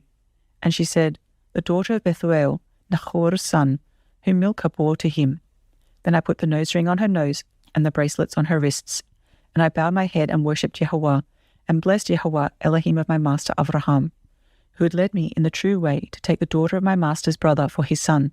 And now, if you are going to show loving commitment and truth to my master, let me know, and if not, let me know, so that I turn to the right or to the left. And Lavan answered Bethuel too, and said, the matter comes from Yahuwah. We are not able to speak to you either evil or good. See, Rivka is before you. Take her and go, and let her be your master's son's wife, as Yahuwah has spoken. And it came to be, when Avraham's servant heard their words, that he bowed himself toward the earth before Yahuwah. And the servant brought out ornaments of silver and ornaments of gold and garments and gave them to Rivka. He also gave costly gifts to her brother and to her mother. And he and the men who were with him ate and drank and spent the night. When they arose in the morning, he said, let me go to my master. But her brother and her mother said, let the young woman stay with us a few days, at least 10, then you go. And he said to them, do not delay me, since Yahuwah has prospered my way. Let me go so that I go to my master. And they said, let us call the young woman and ask her. So they called Rivka and said to her, are you going with this man? And she said, I shall go. And they let go Rivka their sister and her nurse, and Avraham's servant and his men. And they blessed Rivka and said to her, let our sister become the mother of thousands of 10,000s, and let your seed possess the gates of those who hate them. And Rivka and her young women arose, and they rode on the camels and followed the man. So the servant took Rivka and left. And Yitzchak came from the way of Be'er Lahai Roi, for he dwelt in the south. And Yitzchak went out to meditate in the field in the evening, and he lifted his eyes and looked and saw the camels coming. And Rivka lifted her eyes, and when she saw Yitzchak, she dismounted from her camel. And she had said to the servant, who is this man walking in the field to meet us? And the servant said, it is my master. So she took a veil and covered herself. And the servant told Yitzchak all the matters he had done. And Yitzchak brought her into his mother Sarah's tent. And he took Rivka, and she became his wife, and he loved her. Thus Yitzchak was comforted after his mother's death. Chapter 25.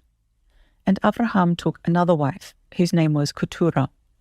And she bore him Zimram, and Yokshan, and Methan, and Midian, and Yishbak, and Shuach.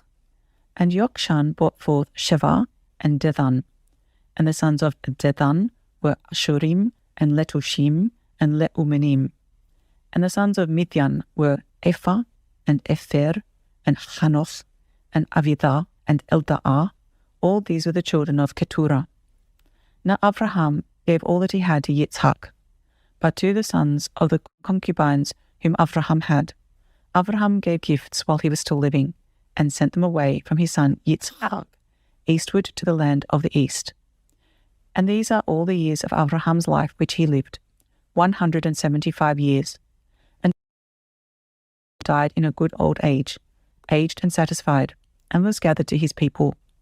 And his sons Yitzchak and Ishmael buried him in the cave of Machpelah, that is before Mamre, in the field of Ephron, son of Tzohar the Hittite, the field which Avraham purchased from the sons of Cheth.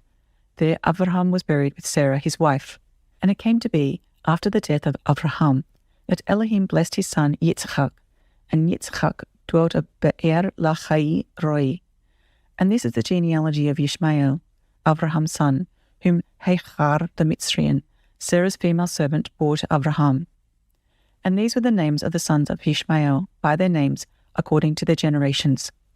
The firstborn of Ishmael, Nevaioth, then Kedar, and Avbaal, and Mivsam, and Mishma, and Buma, and Massa, Havva, and Tema, Yetur, Naphish, and Kedema. These were the sons of Ishmael, and these were their names by their towns and their settlements, 12 chiefs according to their tribes. And these were the years of the life of Ishmael, 137 years, and he breathed his last and died, and was gathered to his people. And they dwelt from Havilah as far as Shur, which is east of Mitzrayim, as you go towards Ashur. He settled before all his brothers. And this is the genealogy of Yitzchak, Abraham's son.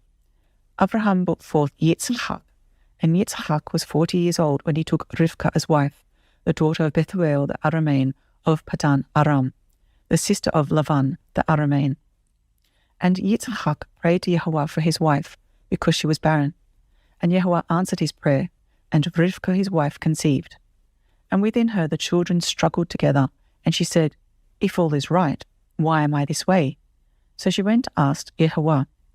And Yahuwah said to her, 2 nations are in your womb, and 2 people shall be separated from your body, and 1 people shall be stronger than the other, and the older serve the younger. And when the days were filled for her to give birth, and see, twins were in her womb, and the first came out red all over like a hairy garment, so they called his name Esau. And afterward his brother came out, with his hand holding on to Esau's heel, so his name was called Yaakov. And Yitzchak was 60 years old when she bore them. And the boys grew up, and Esau became a man, knowing how to hunt, a man of the field, while Yaakov was a complete man, dwelling in tents. And Yitzchak loved Esau, because he ate of his wild game, but Rivkah loved Yaakov. And Yaakov cooked a stew, and Esau came in from the field and was weary. And Esau said to Yaakov, Please feed me with that same red stew, for I am weary. That is why his name was called Edom. But Yaakov said, Sell me your birthright today. And Esau said, Look, I am going to die, so why should I have birthright? Then Yaakov said, Swear to me today. And he swore to him, and sold his birthright to Yaakov.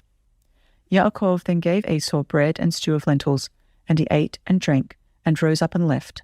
Thus Esau despised his birthright. Chapter 26. And there was a scarcity of food in the land, besides the first scarcity of food which was in the days of Abraham. And Yitzchak went to Avimelech, sovereign of the Philistines, in Gerar. And Yahuwah appeared to him and said, Do not go down to Mitzrayim. Live in the land which I command you. Sojourn in this land, and I shall be with you and bless you. For I give all these lands to you and your seed, and I shall establish the oath which I swore to Abraham your father. And I shall increase your seed like the stars of the heavens, and I shall give all these lands to your seed. And in your seed all the nations of the earth shall be blessed. Because Abraham obeyed my voice, and guarded my charge, my commands, my laws, and my Torot. And Yitzchak dwelt in Gerar. And when the men of the place asked about his wife, he said, She is my sister. For he was afraid to say, She is my wife, thinking, lest the men of this place should kill me for Rivkah, because she is good looking. And it came to be, when he had been there a long time, that Avimelech, sovereign of the Philistines, looked through a window, and he watched and saw Yitzchak playing with Rivkah his wife. So Avimelech called Yitzchak and said, See, truly she is your wife. So how could you say, She is my sister? And Yitzchak said to him, Because I said, Lest I die on account of her. And Avimelech said, What is this you have done to us? One of the people had almost lain with your wife, and you would have brought guilt on us.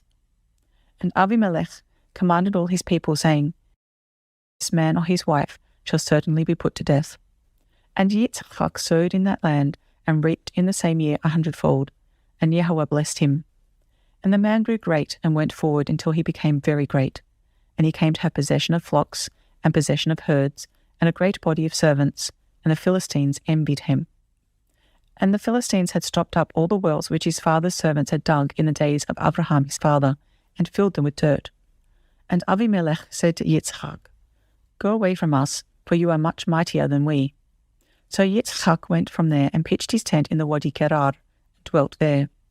And Yitzchak dug again the wells of water, which they had dug in the days of Abraham his father, for the Philistines had stopped them up after the death of Abraham. And he called them by the names which his father had called them. But when Yitzchak's servants dug in the wadi and found a well of running water there, the herdsmen of Gerar strove with Yitzchak's herdsmen, saying, "The water is ours." And he called the name of the well Esek, because they strove with him. And they dug another well, and they strove over that one too. And he called its name Sitnah. And he moved from there and dug another well, and they did not strive over it. And he called its name Rehovoth, and said, "For now Yahuwah has made room for us, and we shall be fruitful in the land." And from there he went up to Beersheba. And Yahuwah appeared to him the same night and said, "I am the Elohim of your father Abraham. Do not fear, for I am with you and shall bless you and increase your seed for my servant Abraham's sake." And he built a slaughter place there, and called on the name of Yahuwah. And he pitched his tent there, and the servants of Yitzchak dug a well there. And Avimelech came to him from Gerar, when Achuzaph, one of his friends, and Pichol, the commander of his army. And Yitzchak said to them, "Why have you come to me, seeing you have hated me, and have sent me away from you?" But they said, "We have clearly seen that Yahuwah is with you." And we said, "Please let there be an oath between us, between you and us, and let us make a covenant with you, that you do no evil to us, as we have not touched you, and as we have done only good toward you, and have sent you away in peace. You are now blessed by Yahuwah." And he made them a feast, and they ate and drank. And they rose early in the morning and swore an oath with one another. And Yitzchak let them go, and they departed from him in peace.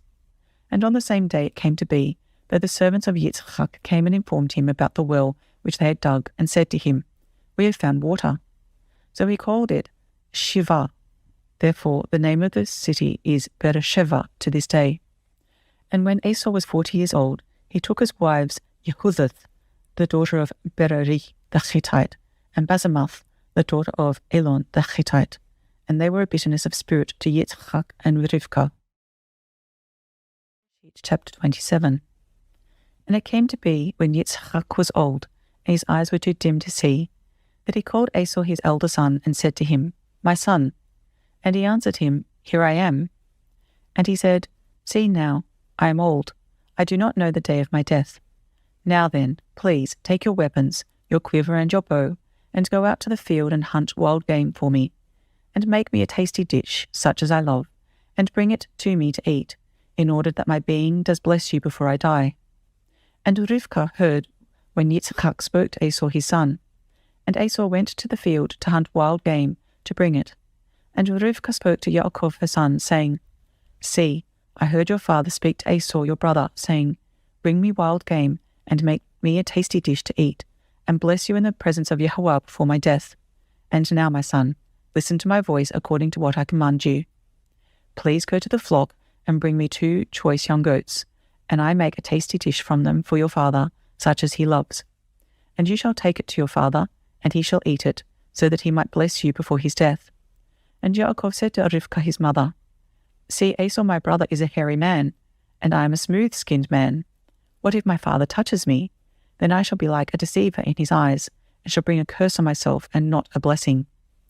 But his mother said to him, "Let your curse be on me, my son. Only obey my voice, and go, get them for me."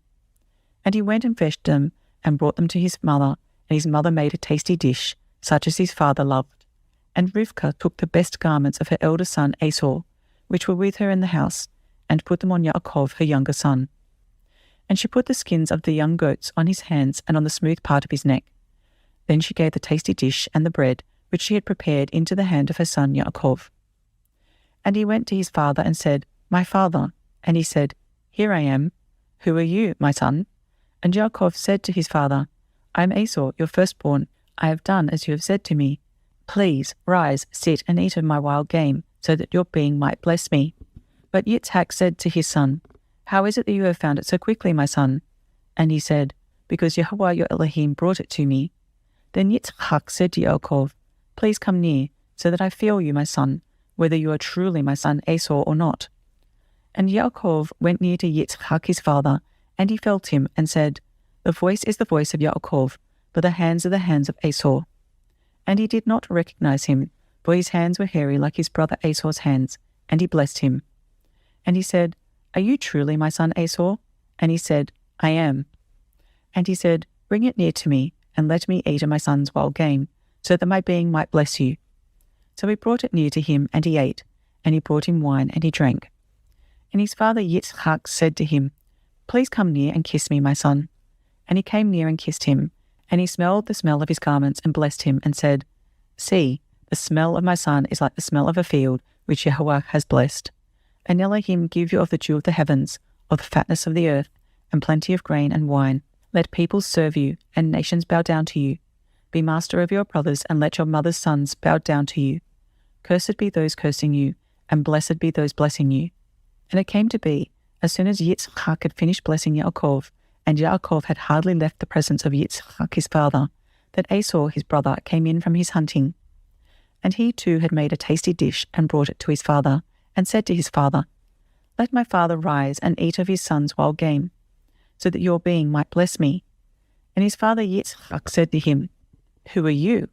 And he said, I am your son, your firstborn, Esau. Then Yitzchak trembled exceedingly and said, Who was it then who hunted wild game and brought it to me? And I ate all of it before you came, and I have blessed him. Yes, he is blessed. When Esau heard the words of his father, he cried with an exceedingly great and bitter cry, and said to his father, Bless me too, O my father. And he said, Your brother came with deceit, and took your blessing. And Esau said, Was his name then called Yaakov? For he has caught me by the heel these 2 times. He took my birthright, and see, now he has taken my blessing. And he said, Have you not reserved a blessing for me? Then Yitzchak answered and said to Esau, See, I have made him your master, and all his brothers I have given to him as servants, and I have sustained him with grain and wine. And what then shall I do for you, my son? And Esau said to his father, Have you only one blessing, my father? Bless me too, O my father. And Esau lifted up his voice and wept. And Yitzchak his father answered and said to him, See, your dwelling is of the fatness of the earth, and of the dew of the heavens from above. And by your sword you are to live, and serve your brother. And it shall be, when you grow restless, that you shall break his yoke from your neck. And Esau hated Yaakov, because of the blessing with which his father blessed him. And Esau said in his heart, The days of mourning for my father draw near. Then I am going to kill my brother Yaakov. And the words of Esau, her older son, were reported to Rivkah, and she sent and called Yaakov her younger son, and said to him, See, your brother Esau comforts himself concerning you, to kill you. And now, my son, listen to my voice, and rise, flee to my brother Lavan in Haran, and stay with him a few days, until your brother's wrath turns away, until your brother's displeasure turns away from you, and he forgets what you have done to him. And I shall send and bring you from there. Why should I be bereaved of you both in one day?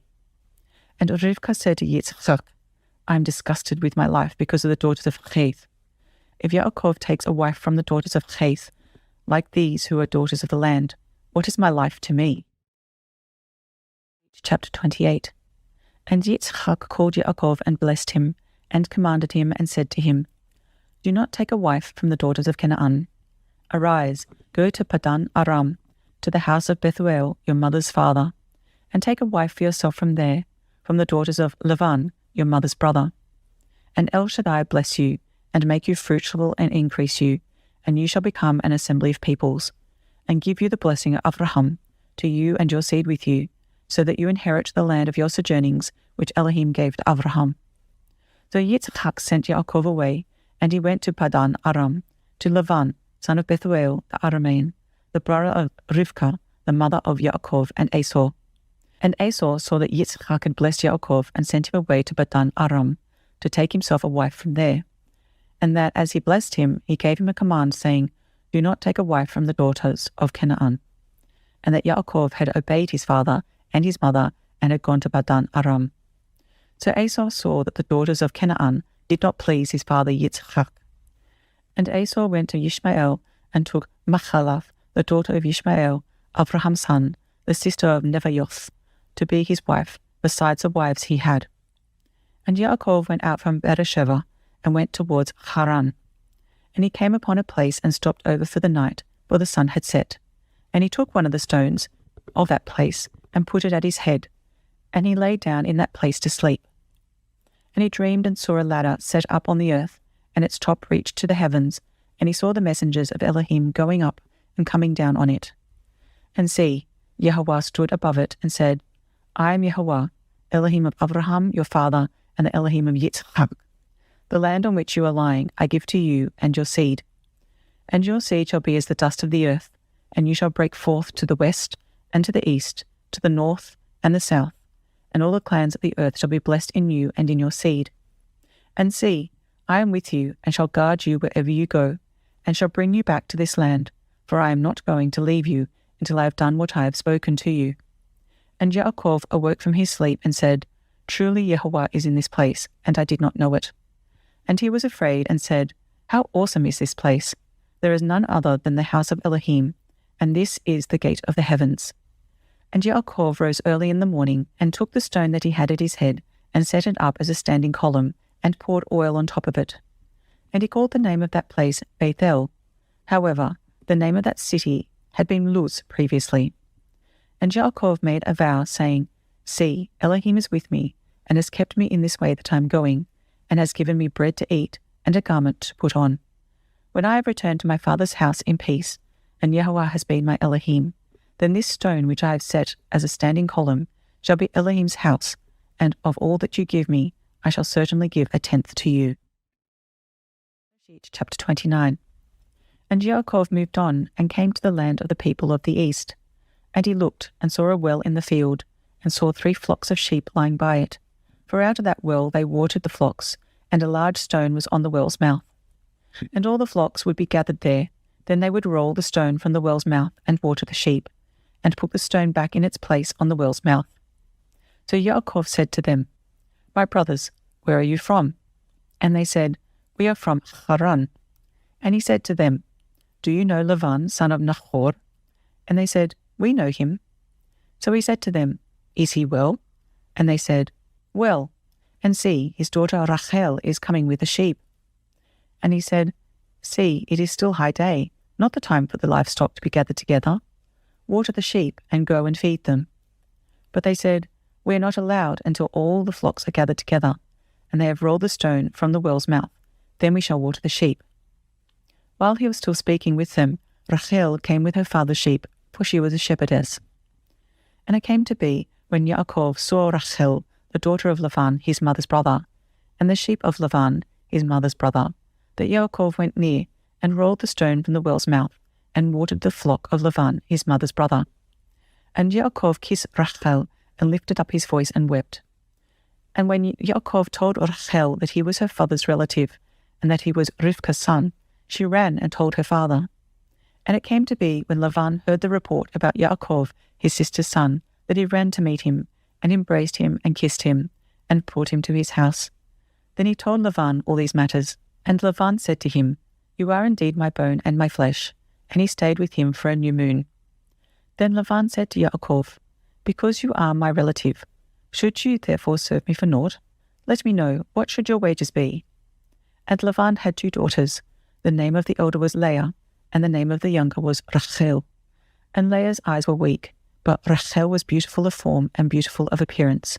And Yaakov loved Rachel, so he said, Let me serve you 7 years for Rachel your younger daughter. And Lavan said, It is better that I give her to you than that I should give her to another man. Stay with me. So Yaakov served 7 years for Rachel, and they seemed to him but a few days because of the love he had for her. Then Yaakov said to Lavan, Give me my wife, for my days are completed, and let me go in to her. And Lavan gathered all the men of the place and made a feast.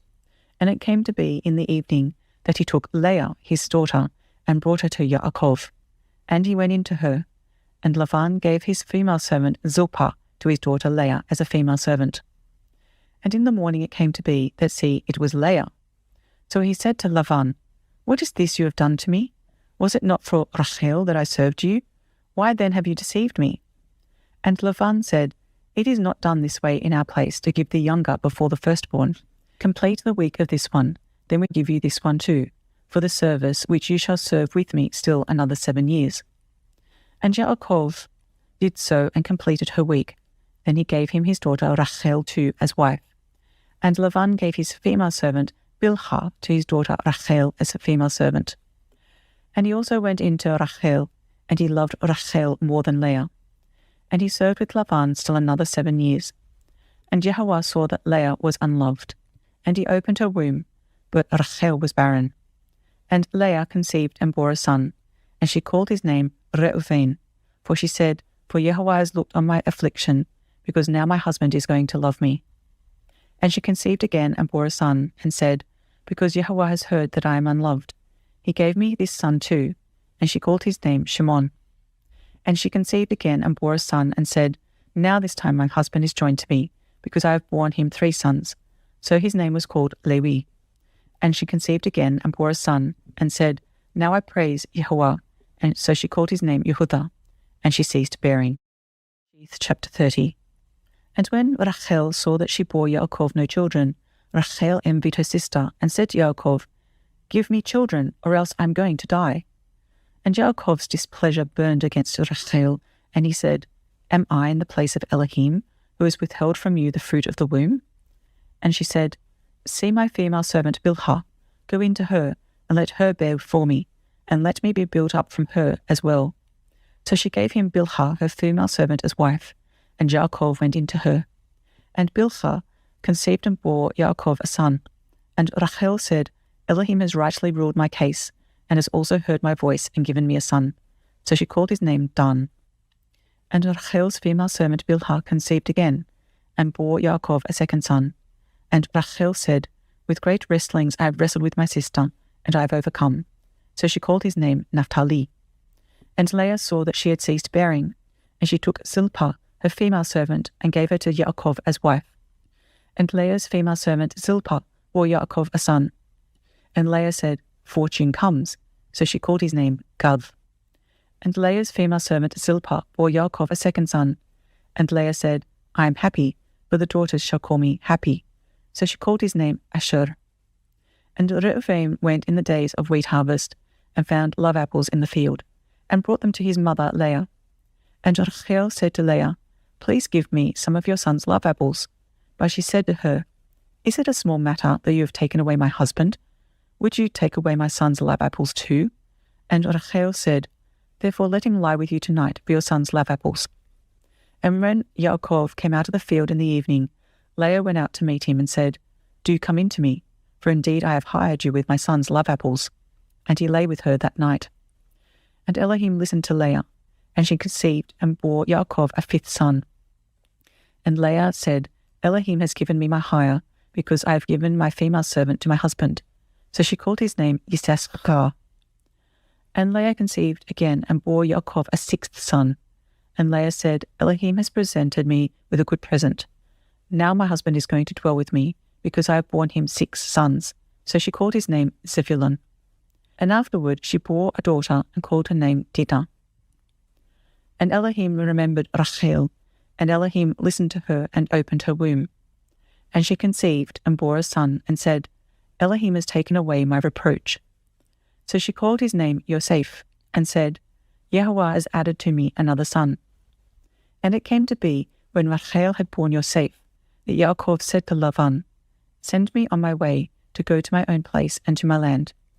Give my wives and my children for whom I have served you, and let me go, for you yourself know my service which I have done for you. And Lavan said to him, If I have found favor in your eyes, please stay, for I have diligently watched that YAHUAH has blessed me for your sake. And he said, Name me your wages, and I give it. So he said to him, You know how I have served you, and how your livestock has been with me. For the little you had before I came has increased greatly, and YAHUAH has blessed you since my coming. But now, when am I to provide for my own house too? And he said, What do I give you? And Yaakov said, Give me naught. If you do this for me, I shall again feed and guard your flocks. Let me pass through all your flocks today, removing from them all the speckled and spotted sheep, and all the black ones among the lambs, and the spotted and speckled among the goats, and these shall be my wages. And my righteousness shall answer for me in time to come, when you come concerning my wages, every one that is not speckled and spotted among the goats, and black among the lambs, it is stolen, if it is with me. And Lavan said, See, let it be according to your word. And on that day he set aside the male goats that were speckled and spotted, and all the female goats that were speckled and spotted, every one that had some white in it, and all the black ones among the lambs, and gave them into the hands of his sons. And he put 3 days' journey between himself and Yaakov. And Yaakov fed the rest of Laban's flocks. And Yaakov took for himself rods of green poplar and of the almond and chestnut trees, peeled white strips in them, and exposed the white which was in the rods. And he set the rods which he had peeled before the flocks in the gutters, in the watering troughs where the flocks came to drink, and they conceived when they came to drink.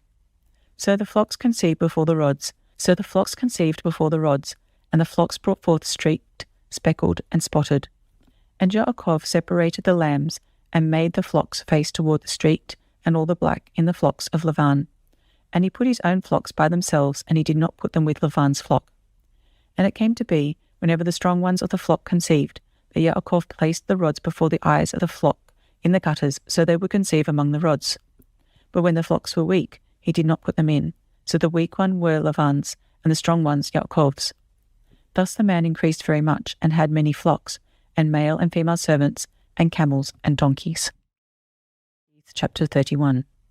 And he heard the words of Laban's sons, saying, Yaakov has taken away all that was our father's, and from what belonged to our father he has made all this wealth. And Yaakov would look at the face of Laban, and see that it was not toward him as before. And YAHUAH said to Yaakov, Return to the land of your fathers and to your relatives, and I am with you. And Yaakov sent and called Rachel and Leah to the field, to his flock, and said to them, I see your father's face, that it is not toward me as before, but the Elohim of my father has been with me. And you know that I have served your father with all my strength. Yet your father has deceived me, and changed my wages 10 times. But Elohim did not allow him to do evil to me. When he said this, the speckled are your wages, then all the flocks bore speckled. And when he said this, the streaked are your wages, then all the flocks bore streaked. So Elohim has taken away the livestock of your father and given them to me. And it came to be, at the time when the flocks conceived, that I lifted my eyes and looked in a dream, and saw the rams which leaped upon the flocks were streaked, speckled, and mottled. And the messenger of Elohim spoke to me in a dream, saying, Yaakov. And I said, Here I am. And he said, Lift your eyes now and see. All the rams which leap on the flocks are streaked, speckled, and mottled, for I have seen all that Laban is doing to you. I am the Ale of Bethel, where you anointed the standing column, and where you made a vow to me. Now rise up, get out of this land, and return to the land of your relatives. And Rachel and Leah answered and said to him, Do we still have any portion or inheritance in our father's house? Are we not reckoned by him as strangers? For he has sold us, and also entirely consumed our silver. For all the wealth which Elohim has taken from our father is ours and our children's. Now then, do whatever Elohim has told you. So Yaakov rose and put his sons and his wives on camels, and he drove off all his livestock and all his possessions which he had acquired, his property of the livestock which he had acquired in Padan Aram, to go to his father Yitzchak in the land of Canaan. And when Laban had gone to shear his sheep, Rachel stole the house idols that were her father's. And Yaakov deceived Laban the Aramean, because he did not inform him that he was about to flee. And he fled with all that he had. And he rose up and passed over the river, and headed toward the mountains of Gilead. And on the 3rd day Laban was told that Yaakov had fled. Then he took his brothers with him, and pursued him for 7 days' journey, and he overtook him in the mountains of Gilead. But in a dream by night Elohim came to Laban the Aramean, and said to him, Guard yourself, that you do not speak to Yaakov either good or evil. Then Laban overtook Yaakov. Now Yaakov had pitched his tent in the mountains, and Laban with his brothers pitched in the mountains of Gilead. And Laban said to Yaakov, What have you done, that you have deceived me, and driven my daughters off like captives taken with the sword? Why did you flee secretly and deceive me, and not inform me? And I would have sent you away with joy and songs, with tambourine and lyre. And you did not allow me to kiss my sons and my daughters. Now you have been foolish to do this. It is in the power of my hand to do evil to you. But the Elohim of your father spoke to me last night, saying, Guard yourself, that you do not speak to Yaakov either good or evil. And now you have gone because you greatly long for your father's house. But why did you steal my mighty ones? And Yaakov answered and said to Laban, Because I was afraid, for I said, Lest you tear your daughters away from me. With whom you find your mighty ones, do not let him live. In the presence of our brothers, see for yourself what is with me, and take it with you. For Yaakov did not know that Rachel had stolen them. And Laban went into Yaakov's tent, and into Leah's tent, and into the tents of the 2 female servants, but he did not find them. And he came out of Leah's tent and entered Rachel's tent. Now Rachel had taken the house idols and put them in the camel's saddle and sat on them. And Laban searched all about the tent to find them. And she said to her father, "Let it not displease my master that I am unable to rise before you, for the way of women is with me." And he searched, but did not find the house idols. And Yaakov was wroth, and contended with Laban. And Yaakov answered and said to Laban, "What is my transgression? What is my sin, that you have hotly pursued me? Now that you have searched all my goods, what have you found of all your household goods? Set it here before my brothers and your brothers, and let them decide between the two of us. These 20 years I have been with you. Your ewes and your female goats have not miscarried their young, and I have not eaten the rams of your sheep. That which was torn by beasts I did not bring to you. I myself bore the loss of it. You required it from my hand, whether stolen by day or stolen by night. Thus I was. By day the heat consumed me, and the frost by night, and my sleep fled from my eyes. These 20 years I have been in your house. I served you 14 years for your 2 daughters, and 6 years for your flock, and you have changed my wages 10 times. Unless the Elohim of my father, the Elohim of Abraham, and the fear of Yitzchak had been with me, you would now have sent me away empty-handed. Elohim has seen my affliction and the labour of my hands, and rendered judgment last night." And Laban answered and said to Yaakov, "These daughters are my daughters, and these children are my children, and this flock is my flock, and all that you see is mine. But what shall I do today to these, my daughters, or to their children whom they have borne? And now, come, let us make a covenant, you and I, and it shall be a witness between you and me." So Yaakov took a stone and set it up as a standing column. And Yaakov said to his brothers, "Gather stones." And they took stones and made a heap, and they ate there on the heap. And Laban called it Yechar Sahavutah, but Yaakov called it Galeth. And Laban said, "This heap is a witness between you and me today." That is why its name was called Galeth. Also Mitzpah, because he said, "Let Yahuwah watch between you and me when we are out of each other's sight. If you afflict my daughters, or if you take other wives besides my daughters, although no man is with us, see, Elohim is witness between you and me." And Laban said to Yaakov, "See this heap, and see this standing column which I have placed between you and me. This heap is a witness, and this standing column is a witness, that I do not pass beyond this heap to you, and you do not pass beyond this heap and this standing column to me for evil. The Elohim of Abraham, the Elohim of Nahor, and the Elohim of their father rightly rule between us." And Yaakov swore by the fear of his father Yitzchak. And Yaakov slaughtered a slaughtering on the mountain, and called his brothers to eat bread. And they ate bread and spent the night on the mountain. And Laban rose up early in the morning, and kissed his sons and daughters, and blessed them. And Laban left and returned to his place. Chapter 32.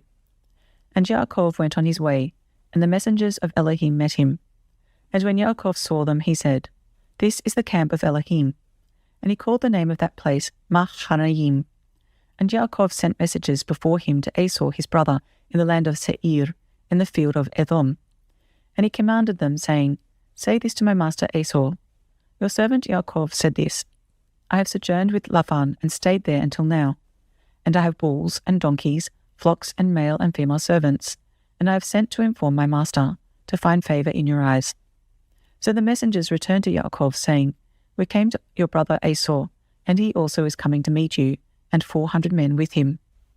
And Yaakov was greatly afraid and distressed, so he divided the people that were with him, and the flocks and herds and camels into 2 groups. And he said, "If Esau comes to the one group and strikes it, then the other group which is left shall escape." And Yaakov said, "O Elohim of my father Abraham, and Elohim of my father Yitzchak, Yahuwah who said to me, Return to your land and to your relatives, and I do good to you. I do not deserve the least of all the loving commitment and all the truth which you have shown to your servant, for I passed over this Yarden with my staff, and now I have become 2 groups. Deliver me, I pray, from the hand of my brother, from the hand of Esau, for I fear him, lest he come and shall strike me and the mother with the children. For you said, I shall certainly do good to you, and shall make your seed as the sand of the sea, which are too numerous to count."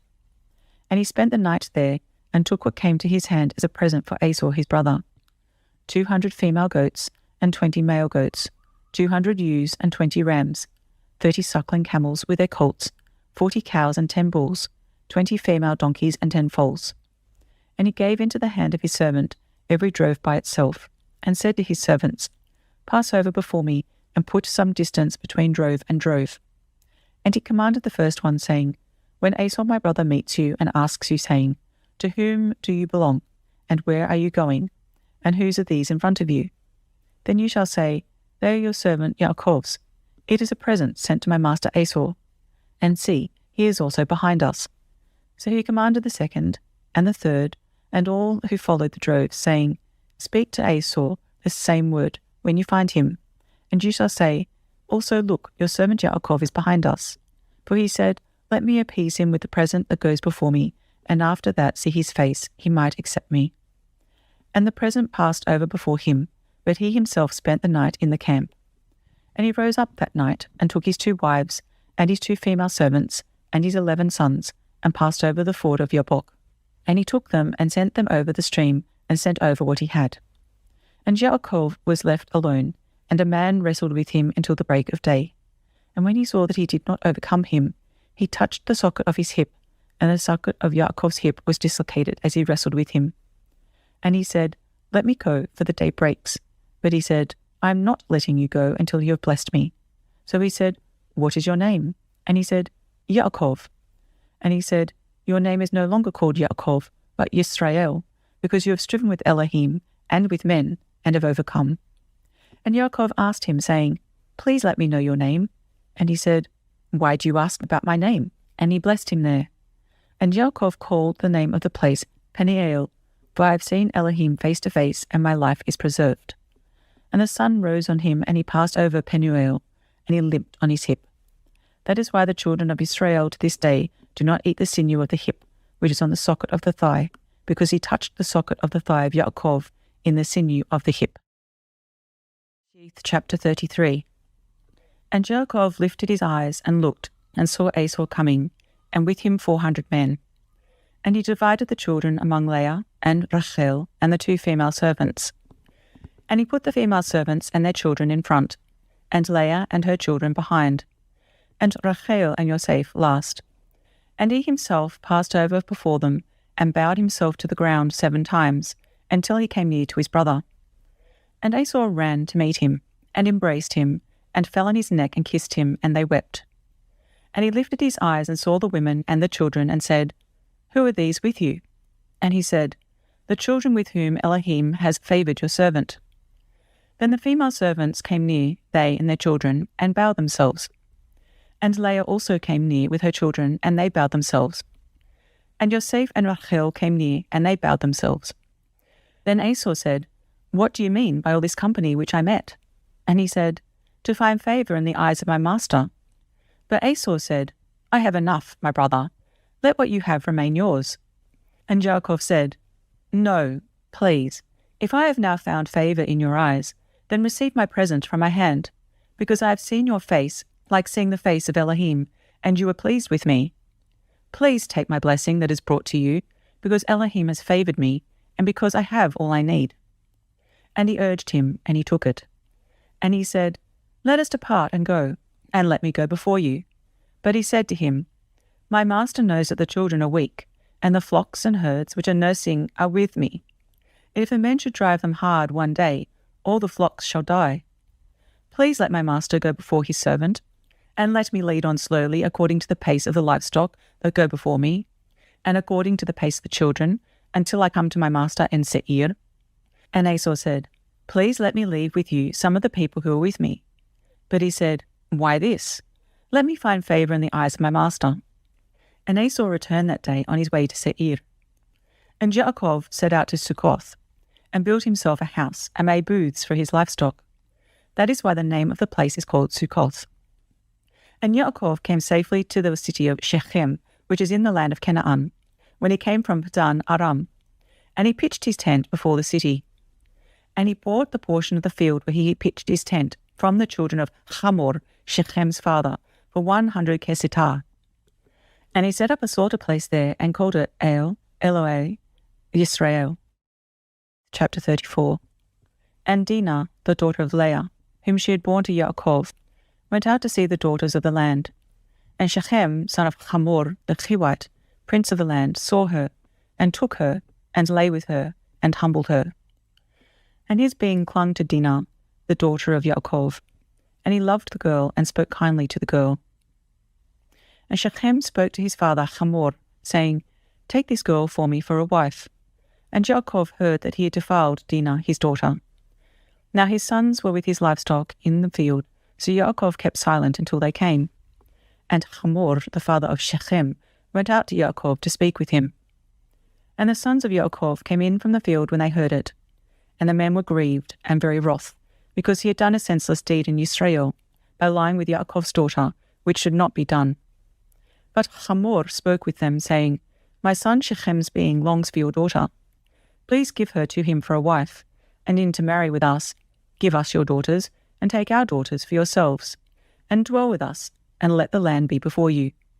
Dwell and move about in it, and have possessions in it. And Shechem said to her father and her brothers, Let me find favour in your eyes, and whatever you say to me I give. Ask of me a bride price and gift ever so high, and I give according to what you say to me. But give me the girl for a wife. But the sons of Yaakov answered Shechem and Hamor his father, and spoke with deceit, because he had defiled Dinah their sister. And they said to them, We are not able to do this matter, to give our sister to one who is uncircumcised, for that would be a reproach to us. Only on this condition would we agree to you. If you become as we are, to have every male of you circumcised, then we shall give our daughters to you, and take your daughters to us, and we shall dwell with you, and shall become one people. But if you do not listen to us, and be circumcised, we shall take our daughter and go. And their words pleased Hamor and Shechem, Hamor's son, and the young man did not delay to do this, because he delighted in Yaakov's daughter. Now he was more respected than all the household of his father. And Hamor and Shechem his son came to the gate of their city, and spoke with the men of their city, saying, These men are at peace with us, so let them dwell in the land and move about in it. And see, the land is large enough for them. Let us take their daughters for us for wives, and let us give them our daughters. Only on this condition would the men agree to dwell with us, to be one people. If every male among us is circumcised as they are circumcised, their herds and their possessions, and all their beasts, should they not be ours? Only let us agree with them, and let them dwell with us. And all who went out of the gate of his city listened to Hamor and Shechem his son. Every male was circumcised, all who went out of the gate of his city. And it came to be on the third day, when they were in pain, that two of the sons of Yaakov, Shimon and Levi, Dinah's brothers, each took his sword and came boldly upon the city and killed all the males. And they killed Hamor and Shechem his son with the edge of the sword, and took Dinah from Shechem's house, and went out. The sons of Yaakov came upon the slain and plundered the city, because they had defiled their sister. They took their flocks and their herds and their donkeys, and that which was in the city and that which was in the field, and all their wealth, and all their little ones and their wives they took captive, and they plundered all that was in their houses. And Yaakov said to Shimon and Levi, You have troubled me by making me a stench among the inhabitants of the land, among the Canaanites and the Perizzites, and I am few in number. They shall gather themselves against me and shall strike me, and I shall be destroyed, my household and I. But they said, Should he treat our sister like a whore? Chapter 35. And Elohim said to Yaakov, Arise, go up to Bethel and dwell there, and make a slaughter place there to El, who appeared to you when you fled from the face of Esau your brother. And Yaakov said to his household and to all who were with him, Put away the foreign mighty ones that are among you, and cleanse yourselves, and change your garments. And let us arise and go up to Bethel, and let me make there a slaughter place to El, who answered me in the day of my distress, and has been with me in the way which I have gone.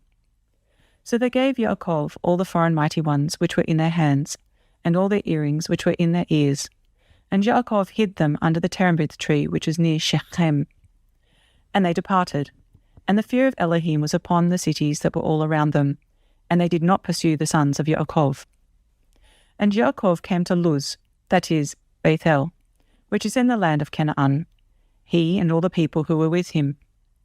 And he built there a slaughter place, and called the place El, Beth-el, because there Elohim appeared to him when he fled from the face of his brother. And Deborah, Rivka's nurse, died, and she was buried below Bethel under the terebinth tree. So the name of it was called Allon Bachuth. And Elohim appeared to Yaakov again when he came from Padan Aram and blessed him. And Elohim said to him, Your name is Yaakov. Your name is no longer called Yaakov, but Yisrael is your name. So he called his name Yisrael. And Elohim said to him, I am El Shaddai. Be fruitful and increase. A nation and a company of nations shall be from you, and sovereigns come from your body. And the land which I gave Abraham and Yitzchak I give to you, and to your seed after you I give this land. And Elohim went up from him in the place where he had spoken with him. And Yaakov set up a standing column in the place where he had spoken with him, a monument of stone. And he poured a drink offering on it, and he poured oil on it. And Yaakov called the name of the place where Elohim spoke with him, Bethel. Then they set out from Bethel, and it came to be, when there was but a little distance to go to Ephrath, that Rachel began to give birth, and had great difficulty giving birth. And it came to be, as she was having great difficulty giving birth, that the midwife said to her, Do not fear, for it is another son for you. And it came to be, as her life was going out, for she died, that she called his name Ben-Oni, but his father called him Benjamin. So Rachel died and was buried on the way to Ephrath, that is, Bethlehem. And Yaakov set up a standing column on her burial place, which is the monument of Rachel's burial place to this day. And Yisrael set out and pitched his tent beyond the tower of Ether. And it came to be, when Yisrael dwelt in that land, that Reuven went and lay with Bilhah, his father's concubine. And Yisrael heard about it. Now the sons of Yaakov were 12. The sons of Leah were Reuven, Yaakov's firstborn, and Shimon, and Levi, and Yehudah, and Yisachar, and Zebulun. The sons of Rachel were Yosef and Benjamin. The sons of Bilhah, Rachel's female servant, were Dan and Naphtali. And the sons of Zilpah, Leah's female servant, were Gad and Asher. These were the sons of Yaakov who were born to him in Padan Aram. And Yaakov came to his father Yitzchak at Mamre, or Kiriath Arba, that is, Hebron, where Abraham and Yitzchak had dwelt. And the days of Yitzchak were 180 years. So Yitzchak breathed his last and died, and was gathered to his people, aged and satisfied of days. And his sons Esau and Yaakov buried him. Chapter 36. And this is the genealogy of Esau, who is Edom. Esau took his wives from the daughters of Canaan, Adah, the daughter of Elon the Hittite, and Oholibamah, the daughter of Anah, the daughter of Sivon the Hivite, and Basemath, Ishmael's daughter, sister of Nebaioth. And Adah bore Eliphaz to Esau, and Basemath bore Reuel, and Oholibamah bore Yeush, and Yalam, and Korach. These were the sons of Esau, who were born to him in the land of Canaan. And Esau took his wives, and his sons, and his daughters, and all the beings of his household, and his herds, and all his beasts, and all his possessions which he had gained in the land of Canaan, and went to a land away from the presence of his brother Yaakov. For their possessions were too great for them to dwell together, and the land of their sojournings could not support them because of their herds. So Esau dwelt in Mount Seir. Esau is Edom. And this is the genealogy of Esau, the father of the Edomites in Mount Seir. These were the names of Esau's sons: Eliphaz, son of Edah, wife of Esau, and Reuel, son of Basemath, wife of Esau.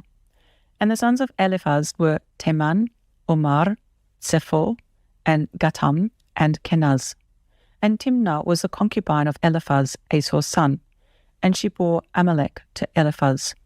These were the sons of Edah, Esau's wife. These were the sons of Reuel, Nachath, and Zerach, Shammah, and Mizah. These were the sons of Basemath, Esau's wife. And these were the sons of Oholibamah, Esau's wife, the daughter of Anah, the daughter of Sivon. And she bore to Esau Yeush, and Yalam, and Korach. These were the chiefs of the sons of Esau. The sons of Eliphaz, the firstborn of Esau, were chief Teman, chief Omar, chief Zepho, chief Kenaz, chief Korach, chief Gatam, chief Amalek. These were the chiefs of Eliphaz in the land of Edom. They were the sons of Edah. And these were the sons of Reuel, Esau's son, chief Nachath, chief Zerach, chief Shammah, and chief Mitzah. These were the chiefs of Reuel in the land of Edom. These were the sons of Basemath, Esau's wife. And these were the sons of Oholibamah, Esau's wife, chief Yeush, chief Yalam, and chief Korach. These were the chiefs descending from Oholibamah, Esau's wife, the daughter of Anah. These were the sons of Esau, who was Edom, and these were their chiefs. These were the sons of Seir, the Horite, who inhabited the land, Lotan, and Shoval, and Sivon, and Anah, and Dishon, and Etzer, and Dishan. These were the chiefs of the Horites, the sons of Seir in the land of Edom. And the sons of Lotan were Hori and Heman. Lotan's sister was Timnah. And these were the sons of Shoval, Alwan, and Manachath, and Ival, Shepho, and Onam. And these were the sons of Sivon, both Ayah and Anah. This was the Anah who found the water in the wilderness as he fed the donkeys of his father Sivon. And these were the children of Anah, Dishon and Oholibamah, the daughter of Anah. And these were the sons of Dishon, Chemdan and Eshban and Yithran and Keran. These were the sons of Etzer, Bilhan and Za'awan and Akan. These were the sons of Dishan, Utz and Aran. These were the chiefs of the Horites, chief Lotan, chief Shoval, chief Sivon, chief Anah, chief Dishon, chief Etzer, and chief Dishan. These were the chiefs of the Horites according to their chiefs in the land of Seir. And these were the sovereigns who reigned in the land of Edom, before any sovereign reigned over the children of Israel. And Bela, the son of Beor, reigned in Edom, and the name of his city was Dinhavah. And Bela died, and Yovav, son of Zerach of Botzra, reigned in his place. And Yovav died, and Husham of the land of the Temanites reigned in his place. And Husham died, and Hadad, son of Bedad, who struck Midian in the field of Moab, reigned in his place. And the name of his city was Awith. And Hadad of Mazrekah reigned in his place. And Samlah died, and Shaul of Rehoboth by the river reigned in his place. And Shaul died, and Baal Hanan, son of Achbor, reigned in his place. And Baal Hanan, son of Achbor, died, and Hadar reigned in his place. And the name of his city was Pa'ul, and his wife's name was Mechetavel, the daughter of Mezahav. And these were the names of the chiefs of Esau, according to their clans and their places, by their names: Chief Timnah, Chief Alwa, Chief Yetheth, Chief Oholibamah, Chief Elah, Chief Pinon, Chief Kenaz, Chief Teman, Chief Mivtsar, Chief Machdiel, Chief Iram. These were the chiefs of Edom according to their dwelling places in the land of their possession. Asa was the father of the Edomites. Chapter 37. And Yaakov dwelt in the land of his father's sojournings, in the land of Canaan. This is the genealogy of Yaakov. Yosef, being 17 years old, was feeding the flock with his brothers, and the young man was with the sons of Bilhah and the sons of Zilpah, his father's wives. And Yosef brought an evil report to them to his father. And Israel loved Yosef more than all his children, because he was the son of his old age. And he made him a long robe. But when his brothers saw that his father loved him more than all his brothers, they hated him and were not able to speak peaceably to him. And Yosef dreamed a dream and told it to his brothers, so they hated him even more. And he said to them, "Please listen to this dream which I have dreamed. See, we were binding sheaves in the midst of the field, and see, my sheaf rose up, and also stood up, and see, your sheaves stood all around and bowed down to my sheaf." And his brothers said to him, "Shall you indeed reign over us? Shall you indeed rule over us?" So they hated him even more for his dreams and for his words. And he dreamed still another dream and related it to his brothers and said, "See, I have dreamed another dream, and see, the sun and the moon and the 11 stars bowed to me." And he related it to his father and his brothers. And his father rebuked him and said to him, "What is this dream that you have dreamed? Shall we, your mother and I?" But his father guarded the word. And his brothers went to feed their father's flock in Shechem. And Israel said to Yosef, "Are not your brothers feeding the flock in Shechem? Come, I send you to them." So he said to him, "Here I am." And he said to him, Please go and see if it is well with your brothers and well with the sheep, and bring back word to me. So he sent him out of the valley of Hebron, and he went to Shechem. And a certain man found him, and see he was wandering in the field. And the man asked him, saying, What do you seek? And he said, I am seeking my brothers. Please inform me where they are feeding the sheep. And the man said, They have left here, for I heard them say, Let us go towards Dothan. So Yosef went after his brothers and found them in Dothan, and he saw them from a distance. Before he came near them, they plotted against him to kill him. And they said to each other, See, this master of dreams is coming. Now then, come and let us now kill him and throw him into some pit, and shall say, Some wild beast has devoured him. Let us then see what comes of his dreams. But Reuven heard and rescued him from their hands, and said, Let us not strike his being. And Reuven said to them, Shed no blood. Throw him into this pit which is in the wilderness, and do not lay a hand on him, in order to rescue him out of their hands and bring him back to their father. So it came to be when Yosef had come to his brothers, that they stripped Yosef of his robe, the long robe which was on him, and they took him and threw him into a pit. And the pit was empty, there was no water in it. And they sat down to eat a meal, and they lifted their eyes and looked and saw a company of Ishmaelites coming from Gilead with their camels bearing spices, and balm, and myrrh, going to take them down to Mitzrayim. And Yehudah said to his brothers, What would we gain if we kill our brother and conceal his blood? Come, and let us sell him to the Ishmaelites, and let us not put our hand upon him, for he is our brother, our flesh. And his brothers listened. And men, Midianite traders, passed by. So they pulled Yosef up and lifted him out of the pit, and sold him to the Ishmaelites for 20 pieces of silver. And they took Yosef to Mitzrayim. And Reuven returned to the pit, and see, Yosef was not in the pit. And he tore his garments, and he returned to his brothers and said, The boy is gone, and I, where am I to go? So they took Yosef's robe, slew a male goat, and dipped the robe in the blood, and sent the long robe and brought it to their father, and said, We have found this. Please, look, is it the robe of your son or not? And he recognized it, and said, It is my son's robe. An evil beast has devoured him. Yosef is torn to pieces. And Yaakov tore his garments, and put sackcloth on his waist, and mourned for his son many days.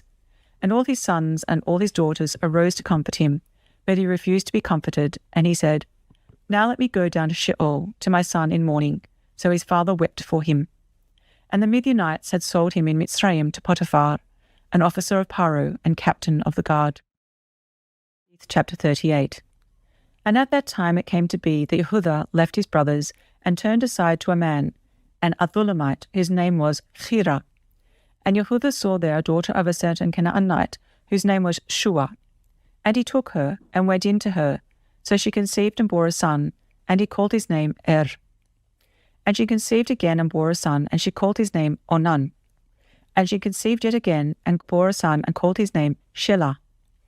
And he was at Keziv when she bore him. And Yehudah took a wife for his firstborn, and her name was Tamar. But Yehudah's firstborn, was evil in the eyes of Yahuwah, and Yahuwah took his life. And Yehudah said to Onan, Go in to your brother's wife and marry her, and raise up an heir to your brother. And Onan knew that the offspring would not be his. And it came to be when he went into his brother's wife, that he spilled on the ground, lest he should give an offspring to his brother. But what he did displeased Yahuwah, so he took his life too. Then Yehudah said to Tamar, his daughter-in-law, Remain a widow in your father's house, until my son Shelah is grown. For he said, Lest he also die as his brothers did. And Tamar went and dwelt in her father's house. And after a long time the daughter of Shua, Yehudah's wife, died. And Yehudah was comforted, and went up to his sheep shearers at Timnah, he and his friend Chira the Adullamite. And it was reported to Tamar, saying, See, your father-in-law is going up to Timnah to shear his sheep. And she took off her widow's garments, and covered herself with a veil, and wrapped herself, and sat at the entrance to Einayim, which was on the way to Timnah. For she saw that Shelah was grown, and she was not given to him as a wife. And Yehudah saw her, and reckoned her for a whore, for she had covered her face. And he turned aside to her by the way, and said, Please let me come in to you. For he did not know that she was his daughter-in-law. And she said, What do you give me to come in to me? And he said, let me send you a young goat from the flock. And she said, do you give me a pledge until you send it? So he said, what pledge should I give you? And she said, your seal and your cord and your staff that is in your hand. And he gave them to her and went into her, and she conceived by him. And she arose and went away, and removed her veil, and put on the garments of her widowhood. And YAHUAH sent the young goat by the hand of his friend, the Adullamite, to receive his pledge from the woman's hand, but he did not find her. And he asked the men of that place, saying, where is the cult prostitute who was beside the way to Enaim? And they said, there was no cult prostitute in this place. And he returned to YAHUAH and said, I have not found her. And the men of the place also said, there was no cult prostitute in this place. And YAHUAH said, let her take them for herself, lest we become despised. For I sent this young goat, and you have not found her. And it came to be about 3 new moons after that, YAHUAH was informed, saying, Tamar, your daughter-in-law, has whored, and see, she has conceived by whoring. And YAHUAH said, bring her out, and let her be burned. When she was brought out, she sent to her father-in-law, saying, by the man to whom these belong, I am pregnant. And she said, please examine whose these are, the seal, and the cord, and the staff. And YAHUAH examined and said, she has been more righteous than I, because I did not give her to Shelah my son. And he never knew her again. And it came to be at the time for giving birth, twins were in her womb. And it came to be when she was giving birth, that the one put out his hand, and the midwife took a scarlet thread and bound it on his hand, saying, this one came out first. And it came to be as he drew back his hand, that his brother came out, and she said, how did you break through? This breach be upon you. So his name was called Peretz. And afterward his brother came out, who had the scarlet thread on his hand, so his name was called Zerach. Chapter 39. And Yosef had been taken down to Mitzrayim, and Potiphar, an officer of Paro, captain of the guard, a Mitzraim, brought him from the Ishmaelites who had taken him down there.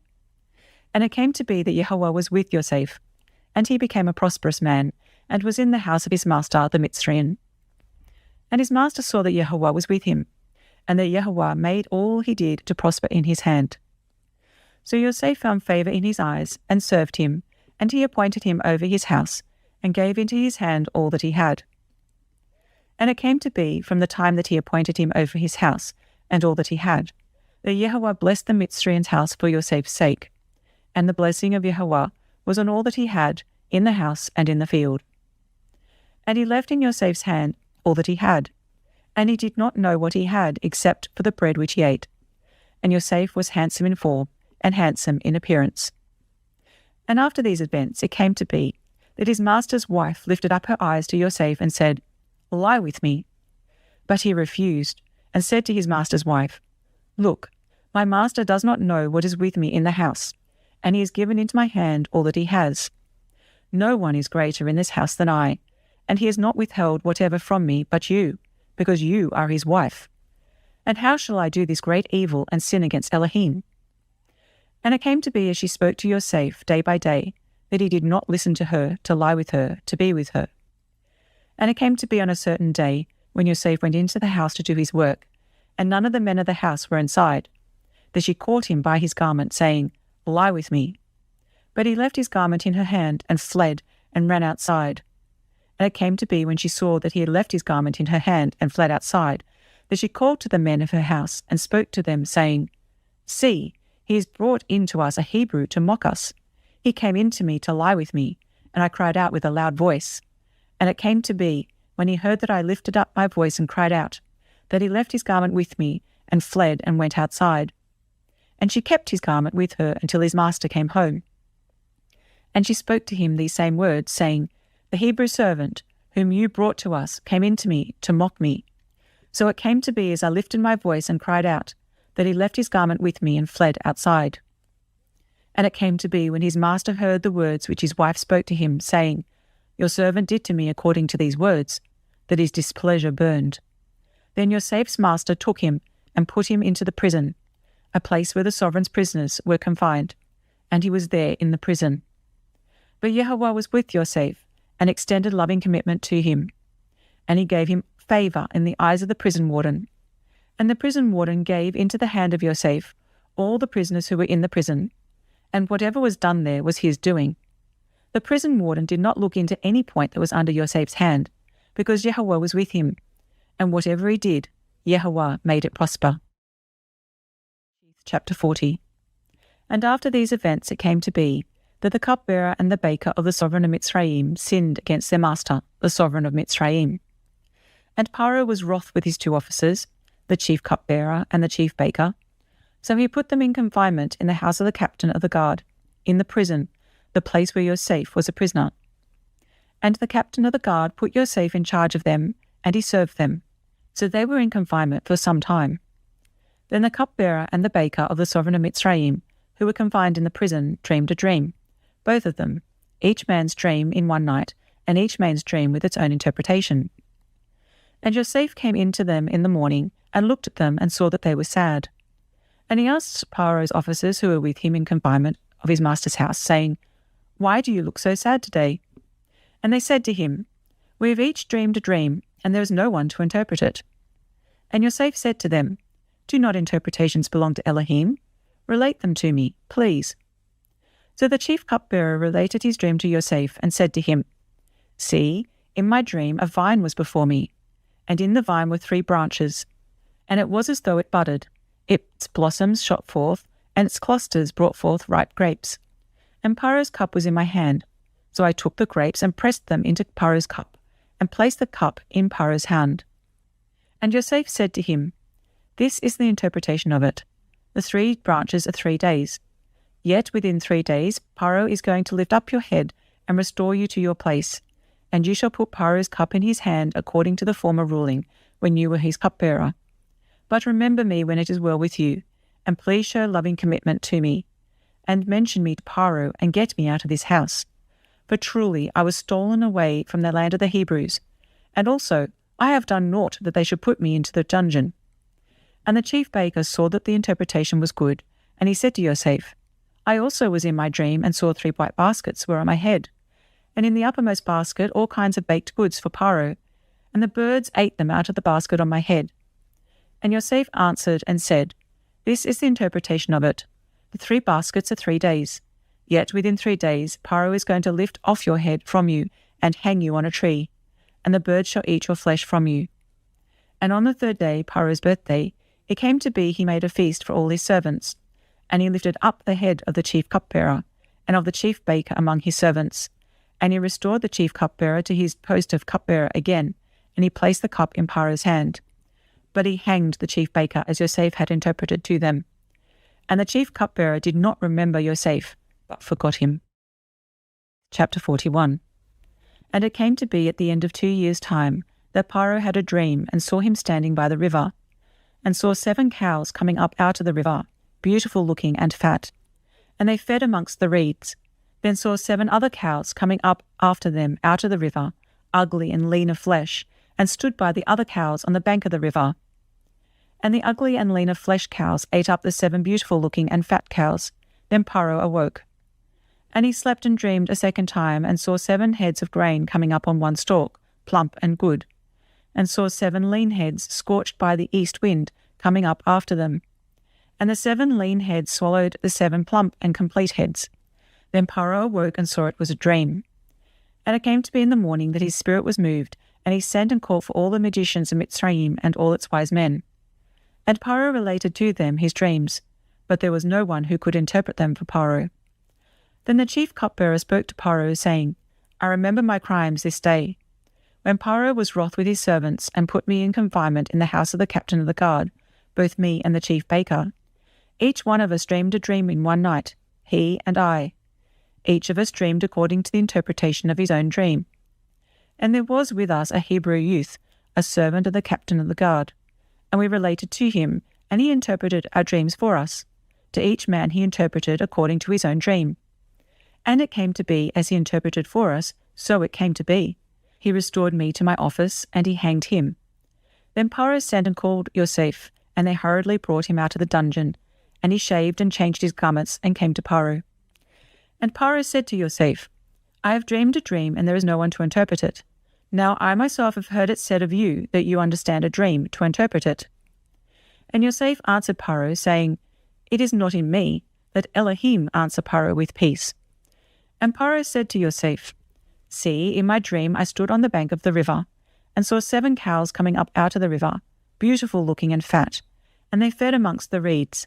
Then saw 7 other cows coming up after them, poor and very ugly and lean of flesh, such ugliness as I have never seen in all the land of Mitzrayim. And the lean of flesh and ugly cows ate up the first 7, the fat cows. Yet, when they had eaten them up, no one would have known that they had eaten them, for they were as ugly as at the beginning. Then I awoke. Also I looked in my dream and saw 7 heads coming up on one stalk, complete and good. Then saw 7 heads, withered, lean, scorched by the east wind, coming up after them. And the lean heads swallowed the 7 good heads, and I spoke to the magicians, but there was no one who could explain it to me. And Yosef said to Paro, The dream of Paro is one. Elohim has shown Paro what he is about to do. The 7 good cows are 7 years, and the 7 good heads are 7 years. It is one dream. And the 7 lean and ugly cows which came up after them are 7 years, and the 7 empty heads scorched by the east wind are 7 years of scarcity of food. This is the word which I spoke to Paro. Elohim has shown Paro what he is about to do. See, 7 years of great plenty are coming in all the land of Mitzrayim. But after them 7 years of scarcity of food shall arise, and all the plenty be forgotten in the land of Mitzrayim, and the scarcity of food shall destroy the land. And the plenty shall not be remembered in the land because of the scarcity of food following, for it is very severe. And the dream was repeated to Paro twice, because the word is established by Elohim, and Elohim is hastening to do it. And now let Paro look for a discerning and wise man, and set him over the land of Mitzrayim. Let Paro do this, and let him appoint overseers over the land to take up 1/5 of the land of Mitzrayim in the 7 years of plenty. And let them gather all the food of those good years that are coming, and store up grain under the hand of Paro, and let them keep food in the cities.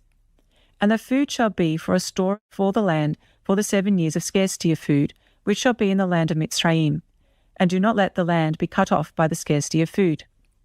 And the word was good in the eyes of Paro, and in the eyes of all his servants. And Paro said to his servants, Could we find another like him, a man in whom is the spirit of Elohim? Then Paro said to Yosef, Since Elohim has shown you all this, there is no one as discerning and wise as you. Be over my house, you yourself, and at your mouth all my people shall kiss. Only in the throne I am greater than you. And Paro said to Yosef, See, I have set you over all the land of Mitzrayim. And Paro took his seal ring off his hand and put it on Yosef's hand, and he dressed him in garments of fine linen and put a gold chain around his neck. And he had him ride in the 2nd chariot which he had, and they cried out before him, Bow the knee. And he set him over all the land of Mitzrayim. And Paro said to Yosef, I am Paro, and without a word from you, let no man lift his hand or foot in all the land of Mitzrayim. And Paro called Yosef's name Zaphnath Paneach, and he gave him as a wife Asnath, the daughter of Potipharah, priest of On. And Yosef went out over all the land of Mitzrayim. Now Yosef was 30 years old when he stood before Paro, sovereign of Mitzrayim. And Yosef went out from the presence of Paro, and went throughout all the land of Mitzrayim. And in the 7 years of plenty the ground brought forth generously, and he gathered all the food of the 7 years which were in the land of Mitzrayim, and laid up the food in the cities. He laid up in every city the food of the fields which surrounded them. Thus Yosef gathered very much grain, as the sand of the sea, until he ceased counting, for it was without number. And to Yosef were born 2 sons before the years of scarcity of food came, whom Asnath, daughter of Potipharah, priest of On, bore to him. And Yosef called the name of the firstborn Manasseh, for Elohim has made me forget all my toil and all my father's house. And the name of the second he called Ephraim, for Elohim has caused me to be fruitful in the land of my affliction. And the 7 years of plenty which were in the land of Mitzrayim came to an end. And the 7 years of scarcity of food began to come, as Yosef had said. And the scarcity of food was in all lands, but in the land of Mitzrayim there was bread. But when all the land of Mitzrayim hungered, and the people cried to Paro for bread, Paro said to all the Mitzrites, Go to Yosef, do whatever he says to you. And the scarcity of food was over all the face of the earth, and Yosef opened all the storehouses and sold to the Mitzrites. And the scarcity of food was severe in the land of Mitzrayim. And all the earth came to Yosef in Mitzrayim to buy grain, because the scarcity of food was severe in all the earth. Chapter 42. And when Yaakov saw that there was grain in Mitzrayim, Yaakov said to his sons, Why do you look at each other? And he said, See, I have heard that there is grain in Mitzrayim. Go down to that place and buy for us there, and let us live and not die. And Yosef's 10 brothers went down to buy grain in Mitzrayim. But Yaakov did not send Yosef's brother Binyamin with his brothers, for he said, lest some harm come to him. And the sons of Israel went to buy grain among those who journeyed, for the scarcity of food was in the land of Canaan. And Joseph was the governor over the land. He was the one who sold all the people of the land. And Joseph's brothers came and bowed down before him with their faces to the earth. And Joseph saw his brothers and recognized them. But he acted as a stranger to them and spoke to them harshly and said to them, Where do you come from? And they said, From the land of Canaan, to buy food. So Joseph recognized his brothers, but they did not recognize him. And Joseph remembered the dreams which he had dreamed about them, and said to them, You are spies. You have come to see the nakedness of the land. And they said to him, No, my master, but your servants have come to buy food. We are all one man's sons. We are trustworthy. Your servants are not spies. But he said to them, No, but you have come to see the nakedness of the land. And they said, Your servants are 12 brothers, the sons of one man in the land of Canaan. And see, the youngest is with our father today, and one is no more. And Yosef said to them, It is as I spoke to you, saying, You are spies. By this you shall be proven, by the life of Paro. You do not leave this place unless your youngest brother comes here. Send one of you, and let him bring your brother, while you are kept in prison. So let your words be proven to see whether there is any truth in you, or else by the life of Paro you are spies. And he put them all together in prison for 3 days. Now Yosef said to them the 3rd day, Do this and live, for I fear Elohim. If you are trustworthy, let one of your brothers be confined to your prison house, and you, bring grain for the scarcity of food for your houses, and bring your youngest brother to me, and let your words be confirmed, and you do not die. And so they did. And they said to each other, Truly, we are guilty concerning our brother, for we saw the distress of his life when he pleaded with us, yet we did not listen. That is why this distress has come upon us. And Reuven answered them, saying, Did I not speak to you, saying, Do not sin against the boy? And you would not listen. And see, his blood is now required of us. And they did not know that Yosef understood them, for he spoke to them through an interpreter. And he turned himself away from them and wept, but came back to them and spoke to them. And he took Shimon from them and bound him before their eyes. And Yosef commanded, and they filled their sacks with grain, also to put back every man's silver to his sack, and to give them food for the journey. Thus it was done for them. So they loaded their donkeys with the grain and went from there. And as one of them opened his sack to give his donkey fodder at the lodging place, he saw his silver. Well, there it was in the mouth of his sack. And he said to his brothers, My silver has been returned, and there it is, in my sack. And their hearts sank, and they were afraid, saying to each other, What is this that Elohim has done to us? So they came to Yaakov their father in the land of Canaan, and reported to him all that befell them, saying, The man, the master of the land, spoke to us harshly, and took us for spies of the land. But we said to him, We are trustworthy, we are not spies. We are 12 brothers, sons of our father. One is no more, and the youngest is today with our father in the land of Canaan. And the man, the master of the land, said to us, By this I know that you are trustworthy.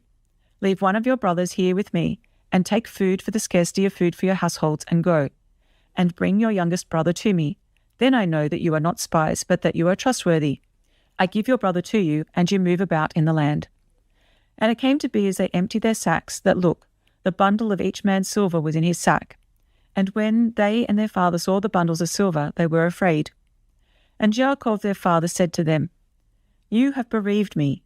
Yosef is no more, and Shimon is no more, and you would take Binyamin. All this is against me. So Reuven spoke to his father, saying, Take the lives of my 2 sons if I do not bring him back to you. Put him in my hands, and I myself bring him back to you. But he said, My son is not going down with you, for his brother is dead, and he is left alone. If any harm should come to him along the way in which you go, then you would bring down my grey hair with sorrow to Sheol. Chapter 43. But the scarcity of food was severe in the land, and it came to be, when they had eaten up the grain which they had brought from Mitzrayim, that their father said to them, Go back, buy us a little food. But Yehudah spoke to him, saying, The man vehemently warned us, saying, You do not see my face unless your brother is with us. If you let our brother go with us, we go down and buy you food. But if you do not let him go, we do not go down, because the man said to us, You do not see my face unless your brother is with you. And Israel said, Why did you do evil to me to inform the man that you still had another brother? And they said, The man kept asking about us and our relatives, saying, Is your father still alive? Have you another brother? And we informed him according to these words. How could we know that he would say, Bring your brother down? And YAHUAH said to Israel his father, Send the boy with me, and let us arise and go, and live and not die, both we and you and also our little ones. I myself shall stand guarantee for him. From my hand you are to require him. If I do not bring him back to you and set him before you, then let me bear the blame forever. For if we had not delayed, surely by now we could have returned this second time. And their father Israel said to them, If so, then do this. Take some of the best fruit of the land in your vessels, and bring a present down for the man, a little balm and a little honey, spices and myrrh, nuts and almonds. And take double silver in your hand, and take back in your hand the silver that was returned in the mouth of your sacks. It could have been a mistake. And take your brother, and arise and go back to the man. And El Shaddai give to you compassion before the man, so that he shall release your other brother and Benjamin. And I, if I am bereaved, I am bereaved. And the men took that present and Benjamin, and they took double the amount of silver in their hand, and arose and went down to Mitzrayim, and stood before Yosef.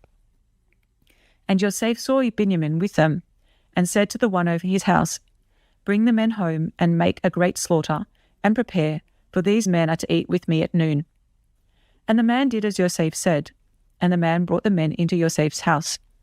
And the men were afraid, because they were brought into Yosef's house, and they said, It is because of the silver, which was put back into our sacks the first time that we are brought in, to throw himself upon us and fall upon us, to take us as slaves, our donkeys too. So they came near to the man over the house of Yosef, and spoke to him at the door of the house, and said, O my master, we indeed came down the first time to buy food, but it came to be when we came to the lodging place that we opened our sacks, and saw each man's silver in the mouth of his sack, our silver in its weight, and we have brought it back in our hand. And we have brought down other silver in our hands to buy food. We do not know who put our silver in our sacks. But he said, Peace be with you. Do not be afraid. Your Elohim and the Elohim of your father has given you treasure in your sacks. Your silver had come to me. And he brought Shimon out to them. And the man brought the men into Yosef's house, and gave them water, and they washed their feet. And he gave their donkeys fodder. And he made the present ready for Yosef's coming at noon, for they heard that they were to eat there. And when Yosef came home, they brought him the present which was in their hand into the house, and bowed down before him to the earth. And he asked them about their welfare, and said, Is your father well, the old man of whom you spoke? Is he still alive? And they said, Your servant our father is in good health. He is still alive. And they bowed their heads down and did obeisance. And he lifted his eyes and saw his brother Benjamin, his mother's son, and said, Is this your younger brother of whom you spoke to me? And he said, Elohim show favor to you, my son. And Yosef hurried, for his emotions were deeply moved towards his brother. And he looked for a place to weep, and went into his room and wept there. Then he washed his face and came out, and controlled himself, and said, Serve the food. And they set him a place by himself, and them by themselves, and the Mitzrites who ate with him by themselves. For the Mitzrites could not eat food with the Hebrews, for that is an abomination to the Mitzrites. And they sat before him, the firstborn according to his birthright, and the youngest according to his youth. And the men looked at each other in astonishment. And he took portions to them from before him, but Benjamin's portion was 5 times as much as any of theirs. And they feasted, and they drank with him. Chapter 44. And he commanded the one over his house, saying, Fill the men's sacks with food, as they are able to bear, and put each man's silver in the mouth of his sack. And put my cup, the silver cup, in the mouth of the sack of the youngest, and the silver for his grain. And he did according to the word of Yosef, which he spoke.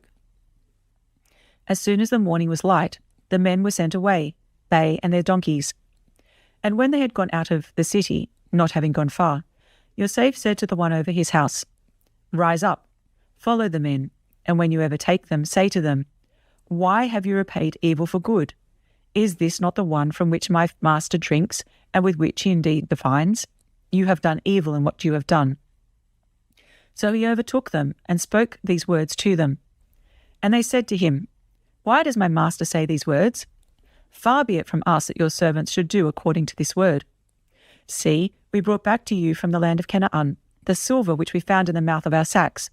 How then should we steal silver or gold from your master's house? With whomever of your servants it is found, he shall die, and we shall become my master's slaves as well."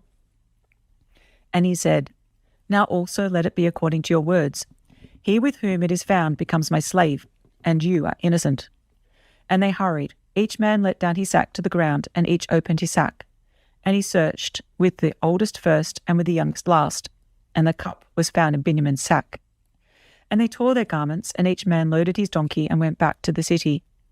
And YAHUAH and his brothers came to Yosef's house, and he was still there.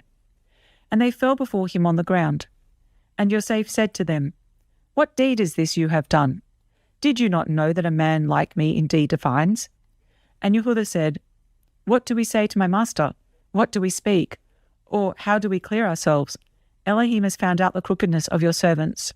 See, we are my master's slaves, both we and he also with whom the cup was found." But he said, "Far be it from me to do this. The man in whose hand the cup was found, he becomes my slave, and you go up in peace to your father." And YAHUAH came near to him and said, "O my master, please let your servant speak a word in my master's hearing, and do not let your displeasure burn against your servant, for you are like Paro." My master asked his servant, saying, "Have you a father or a brother?" We said to my master, "We have a father, an old man, and a child of his old age, and his brother is dead, and he alone is left of his mother's children, and his father loves him." And you said to your servants, "Bring him down to me, and let me set my eyes on him." And we said to my master, "The boy is not able to leave his father. If he leaves his father shall die."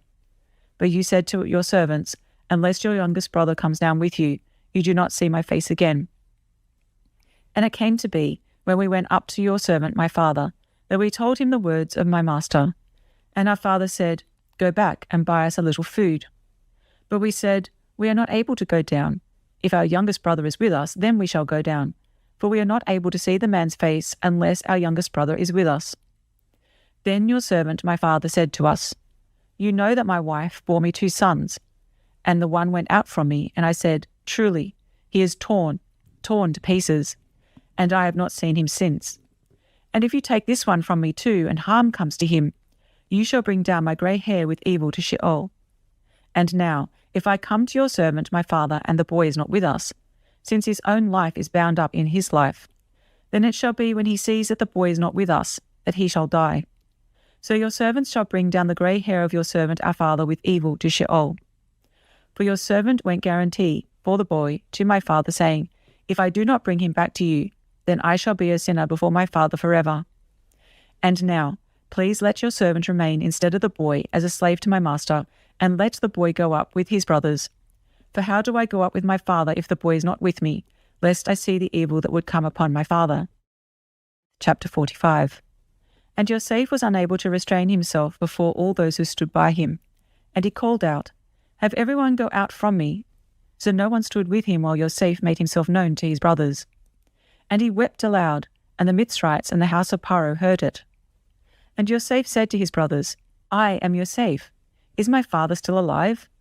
But his brothers were unable to answer him, for they trembled before him. Then Yosef said to his brothers, "Please come near to me." And when they came near, he said, "I am Yosef, your brother, whom you sold into Mitzrayim. And now, do not be grieved nor displeased with yourselves, because you sold me here. For Elohim sent me before you to preserve life. For 2 years now the scarcity of food has been in the land, and there are still 5 years in which there is neither ploughing nor harvesting. And Elohim sent me before you to preserve for you a remnant in the earth, and to give life to you by a great escape. So then, you did not send me here, but Elohim. And he has set me for a father to Paro, and master of all his house, and a ruler throughout all the land of Mitzrayim.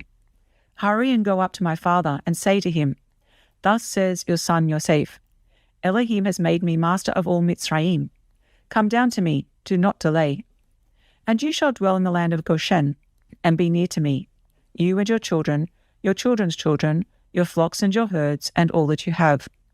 And I shall provide for you there, lest you and your household and all that you have come to poverty, because 5 years of scarcity of food are still to come. And look, your eyes and the eyes of my brother Benjamin see that it is my mouth that speaks to you. And you shall inform my father of all my esteem in Mitzrayim, and of all that you have seen, and you shall hurry and bring my father down here. And he fell on his brother Benjamin's neck and wept, and Benjamin wept on his neck. And he kissed all his brothers and wept over them, and after that his brothers spoke with him. And the report of it was heard by the brothers of Yosef have come, and it was good in the eyes of Paro and in the eyes of his servants. And Paro said to Yosef, Say to your brothers, Do this, load your beasts and go, enter the land of Canaan, and take your father and your households and come to me, and I give you the best of the land of Mitzrayim, and you eat the fat of the land. And you have been commanded, Do this, take wagons out of the land of Mitzrayim for your little ones and your wives, and you shall bring your father and come. And do not be concerned about your goods, for the best of all the land of Mitzrayim is yours. And the sons of Israel did so, and Yosef gave them wagons according to the mouth of Paro, and he gave them food for the journey. He gave to all of them, to each man, changes of garments, but to Benjamin he gave 300 pieces of silver and 5 changes of garments. And he sent to his father this, 10 donkeys loaded with the best of Mitzrayim, and 10 female donkeys loaded with grain and bread, and food for his father for the journey. So he sent his brothers away, and they left. And he said to them, Do not quarrel along the way. And they went up out of Mitzrayim, and came to the land of Canaan, to Yaakov their father. And they told him, saying, Yosef is still alive, and he is governor over all the land of Mitzrayim. And Yaakov's heart ceased, for he did not believe them. But when they spoke to him all the words which Yosef had spoken to them, and when he saw the wagons which Yosef had sent to transport him, the spirit of Yaakov their father revived.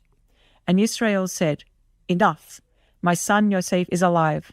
Let me go and see him before I die. Chapter 46. And Israel set out with all that he had, and came to Beersheba, and slaughtered slaughterings to the Elohim of his father Yitzchak. And Elohim spoke to Israel in the visions of the night, and said, Yaakov, Yaakov. And he said, Here I am. And he said, I am the Elohim of your father. Do not be afraid to go down to Mitzrayim, for I shall make you there into a great nation. I myself am going down with you to Mitzrayim, and I myself shall certainly bring you up again. And let Yosef put his hand on your eyes. And Yaakov rose up from Beersheba, and the sons of Israel brought their father Yaakov, and their little ones, and their wives, in the wagons which Paro had sent to transport him. And they took their livestock and their property, which they had acquired in the land of Canaan, and came into Mitzrayim, Yaakov and all his seed with him, his sons and his sons' sons, his daughters and his sons' daughters, and all his seed he brought with him to Mitzrayim.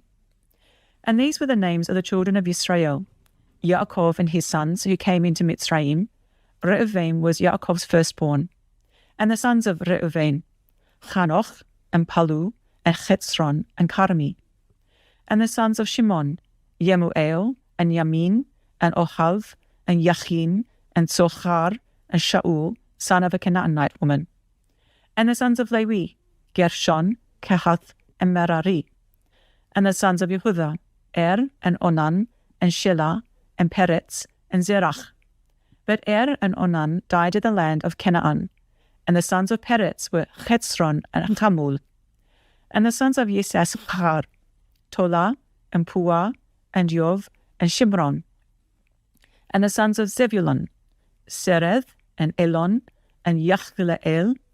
These were the sons of Leah, whom she bore to Yaakov in Padan Aram, with his daughter Dinah. All the beings, his sons and his daughters, were 33. And the sons of Gad, Siphion and Hagi, Shuni, Etzbon, Eri, Arodi, Arali. And the sons of Asher, Yimna and Yishwa and Yishwi and Beriah and Serach, their sister. And the sons of Beriah, Chever and Malkiel. These were the sons of Zilpah, whom Lavan gave to Leah his daughter. And these she bore to Yaakov, 16 beings. The sons of Rachel, Yaakov's wife, Yosef and Benjamin. And to Yosef in the land of Mitzrayim were born Manasseh and Ephraim, whom Asnath, the daughter of Potipharah, priest of On, bore to him. And the sons of Binyamin, Bela, and Becher, Ashbel, Gera, Naaman, Echi, Rosh, Mupim, Chupim, and Ard. These were the sons of Rachel who were born to Yaakov, 14 beings in all. And the son of Dan, Chushim, and the sons of Naphtali, Yachzeel, and Guni, and Yetzer, and Shilem. These were the sons of Bilhah, whom Lavan gave to Rachel his daughter. And she bore these to Yaakov, 7 beings in all. All the beings who went with Yaakov to Mitzrayim, who came from his body, besides Yaakov's sons' wives, were 66 beings in all. And the sons of Yosef, who were born to him in Mitzrayim, were 2 beings.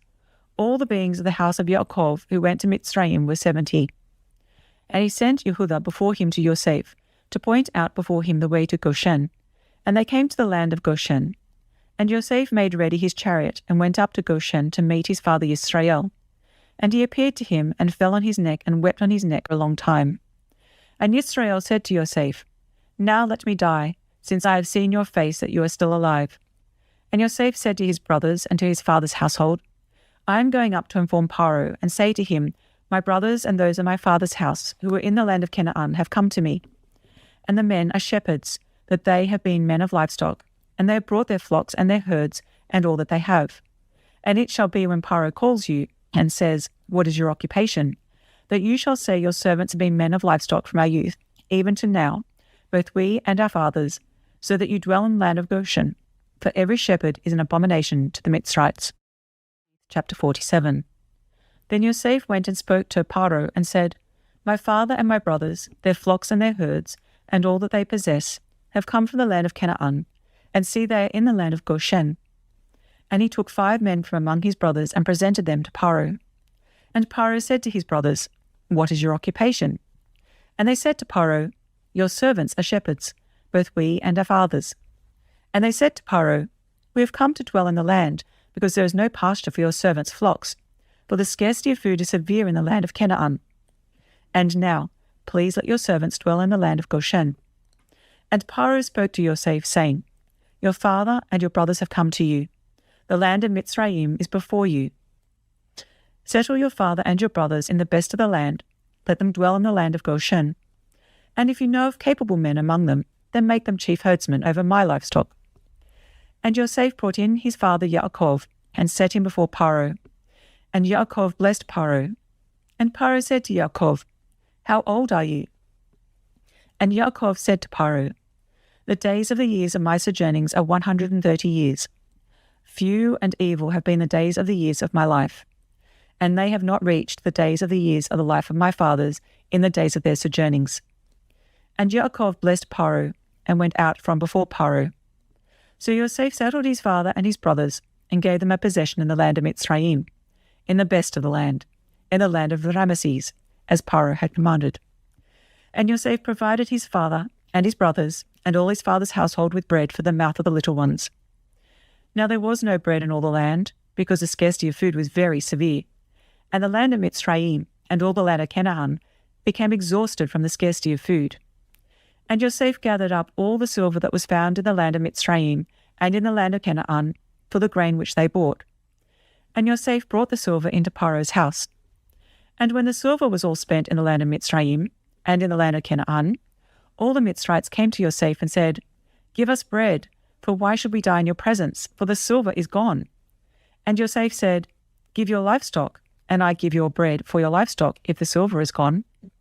So they brought their livestock to Yosef, and Yosef gave them bread in exchange for the horses, and for the flocks they owned, and for the herds they owned, and for the donkeys.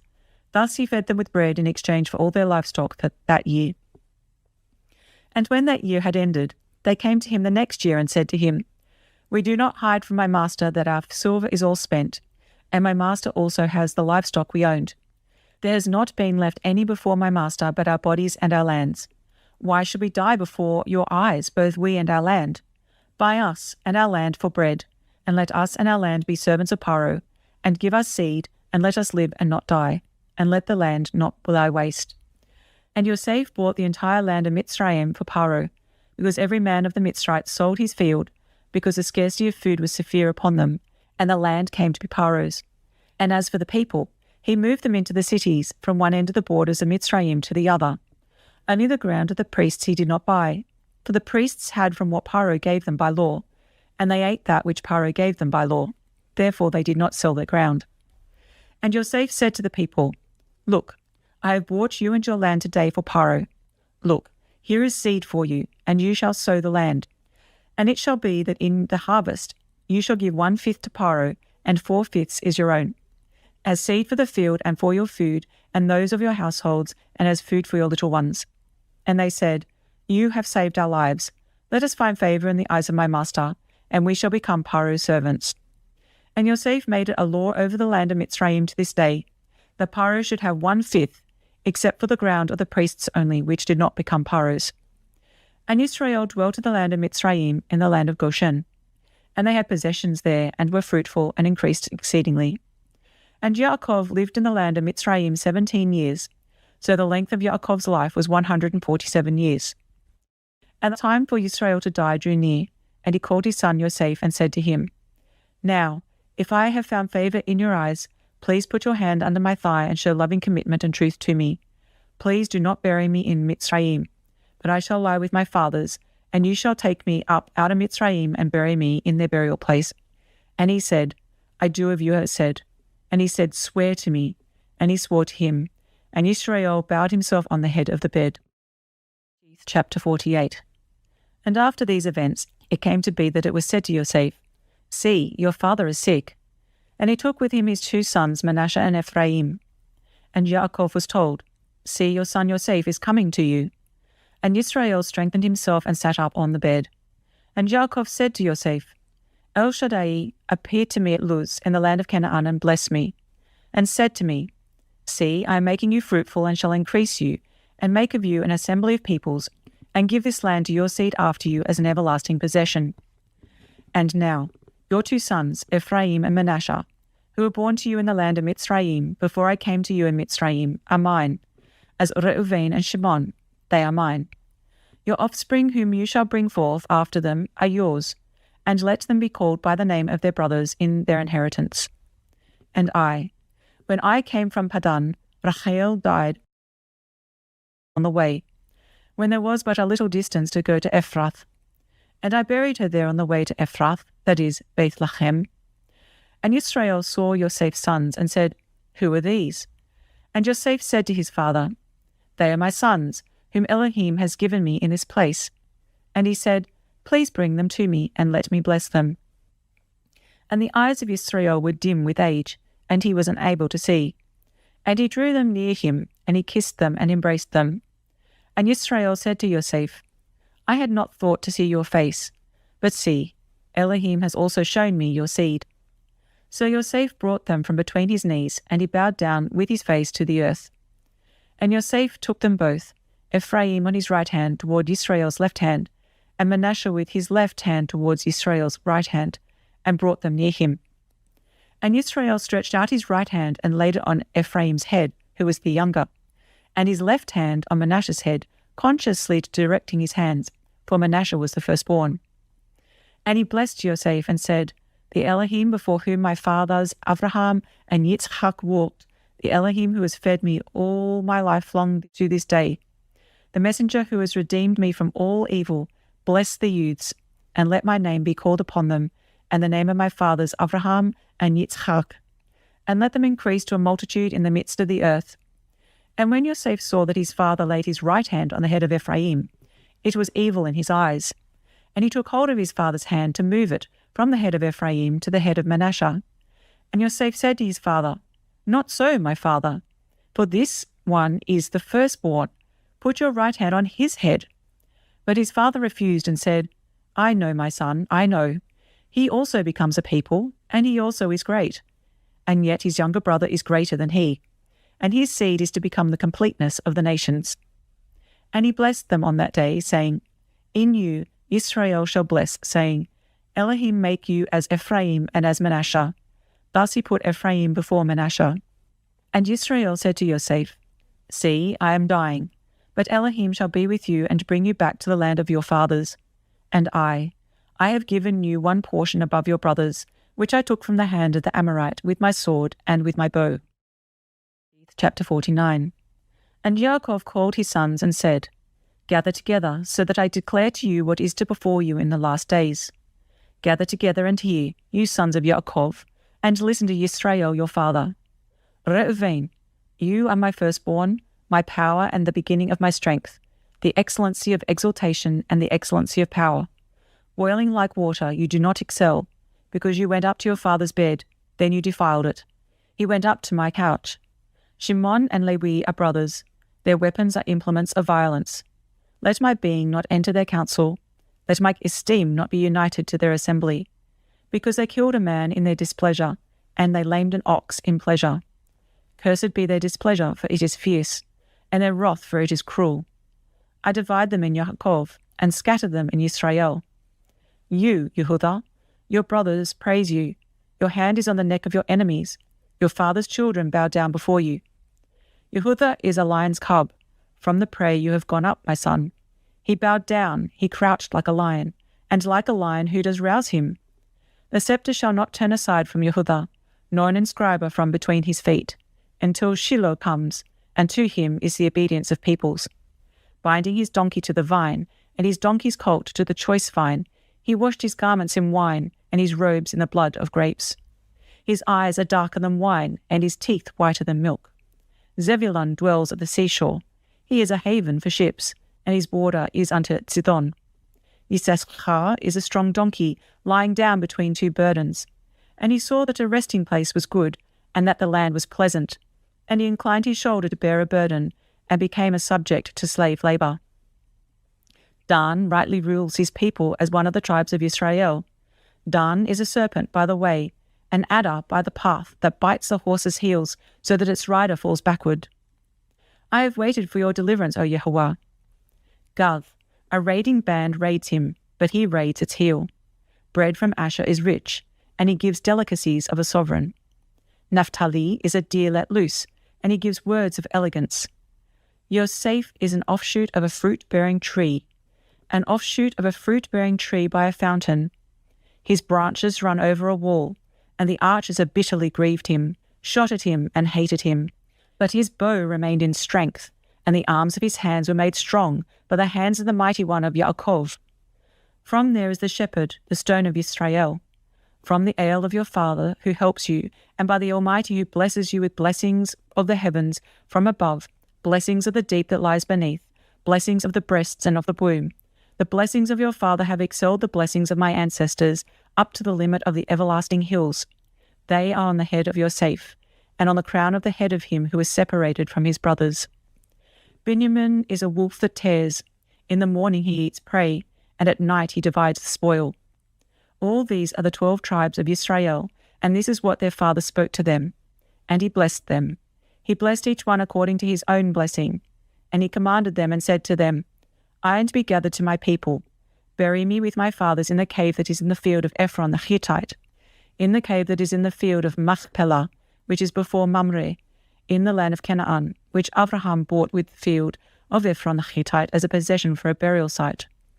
There they buried Abraham and Sarah his wife. There they buried Yitzchak and Rivkah his wife. And there I buried Leah. The field purchased and the cave which is in it from the sons of Cheth. And when Yaakov ended commanding his sons, he drew his feet up into the bed and breathed his last, and was gathered to his people. Chapter 50. And Yosef fell on his father's face, and wept over him, and kissed him. And Yosef commanded his servants of physicians to embalm his father. So the physicians embalmed Yisrael, and 40 days were completed for him. For so are completed the days of embalming. And the Mitzrites wept for him 70 days. And when the days of weeping for him were past, Yosef spoke to the household of Paro, saying, If now I have found favor in your eyes, please speak in the hearing of Paro, saying, My father made me swear, saying, See, I am dying. Bury me in my burial site, which I dug for myself in the land of Canaan. And now, please let me go up and bury my father and return. And Paro said, Go up and bury your father as he made you swear. And Yosef went up to bury his father, and with him went up all the servants of Paro, the elders of his house, and all the elders of the land of Mitzrayim. and all the house of Yosef, and his brothers, and his father's house, only their little ones and their flocks and their herds they left in the land of Goshen. And there went up with him both chariots and horsemen, and it was a very great company. And they came to the threshing floor of Atav, which is beyond the Yarden, and they lamented there with a great and very heavy lamentation. And he performed 7 days of mourning for his father.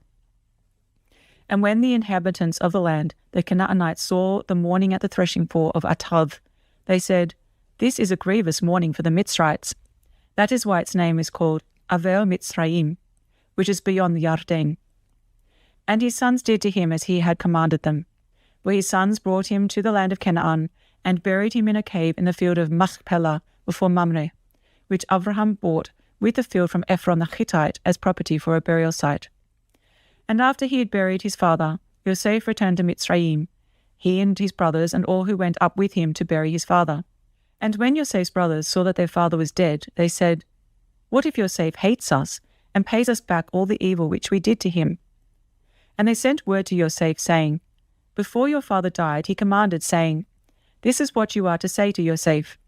I beg you, please forgive the transgression of your brothers and their sin, for they did evil to you. And now, please forgive the transgression of the servants of the Elohim of your father.' And Yosef wept when they spoke to him.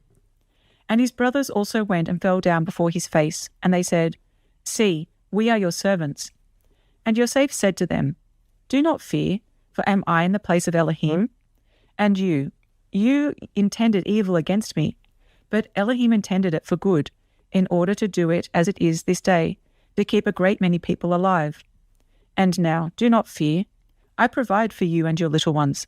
So he comforted them and spoke kindly to them. And Yosef dwelt in Mitzrayim, he and his father's household. And Yosef lived 110 years. And Yosef saw Ephraim's children to the 3rd generation.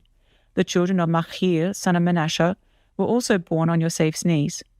And Yosef said to his brothers, 'I am dying, but Elohim shall certainly visit you and bring you out of this land, to the land of which he swore to Abraham, to Yitzchak, and to Yaakov.' And Yosef made the children of Israel swear, saying, 'Elohim shall certainly visit you, and you shall bring up my bones from here.' And Yosef died, being 110 years old, and they embalmed him, and he was placed in a coffin in Mitzrayim.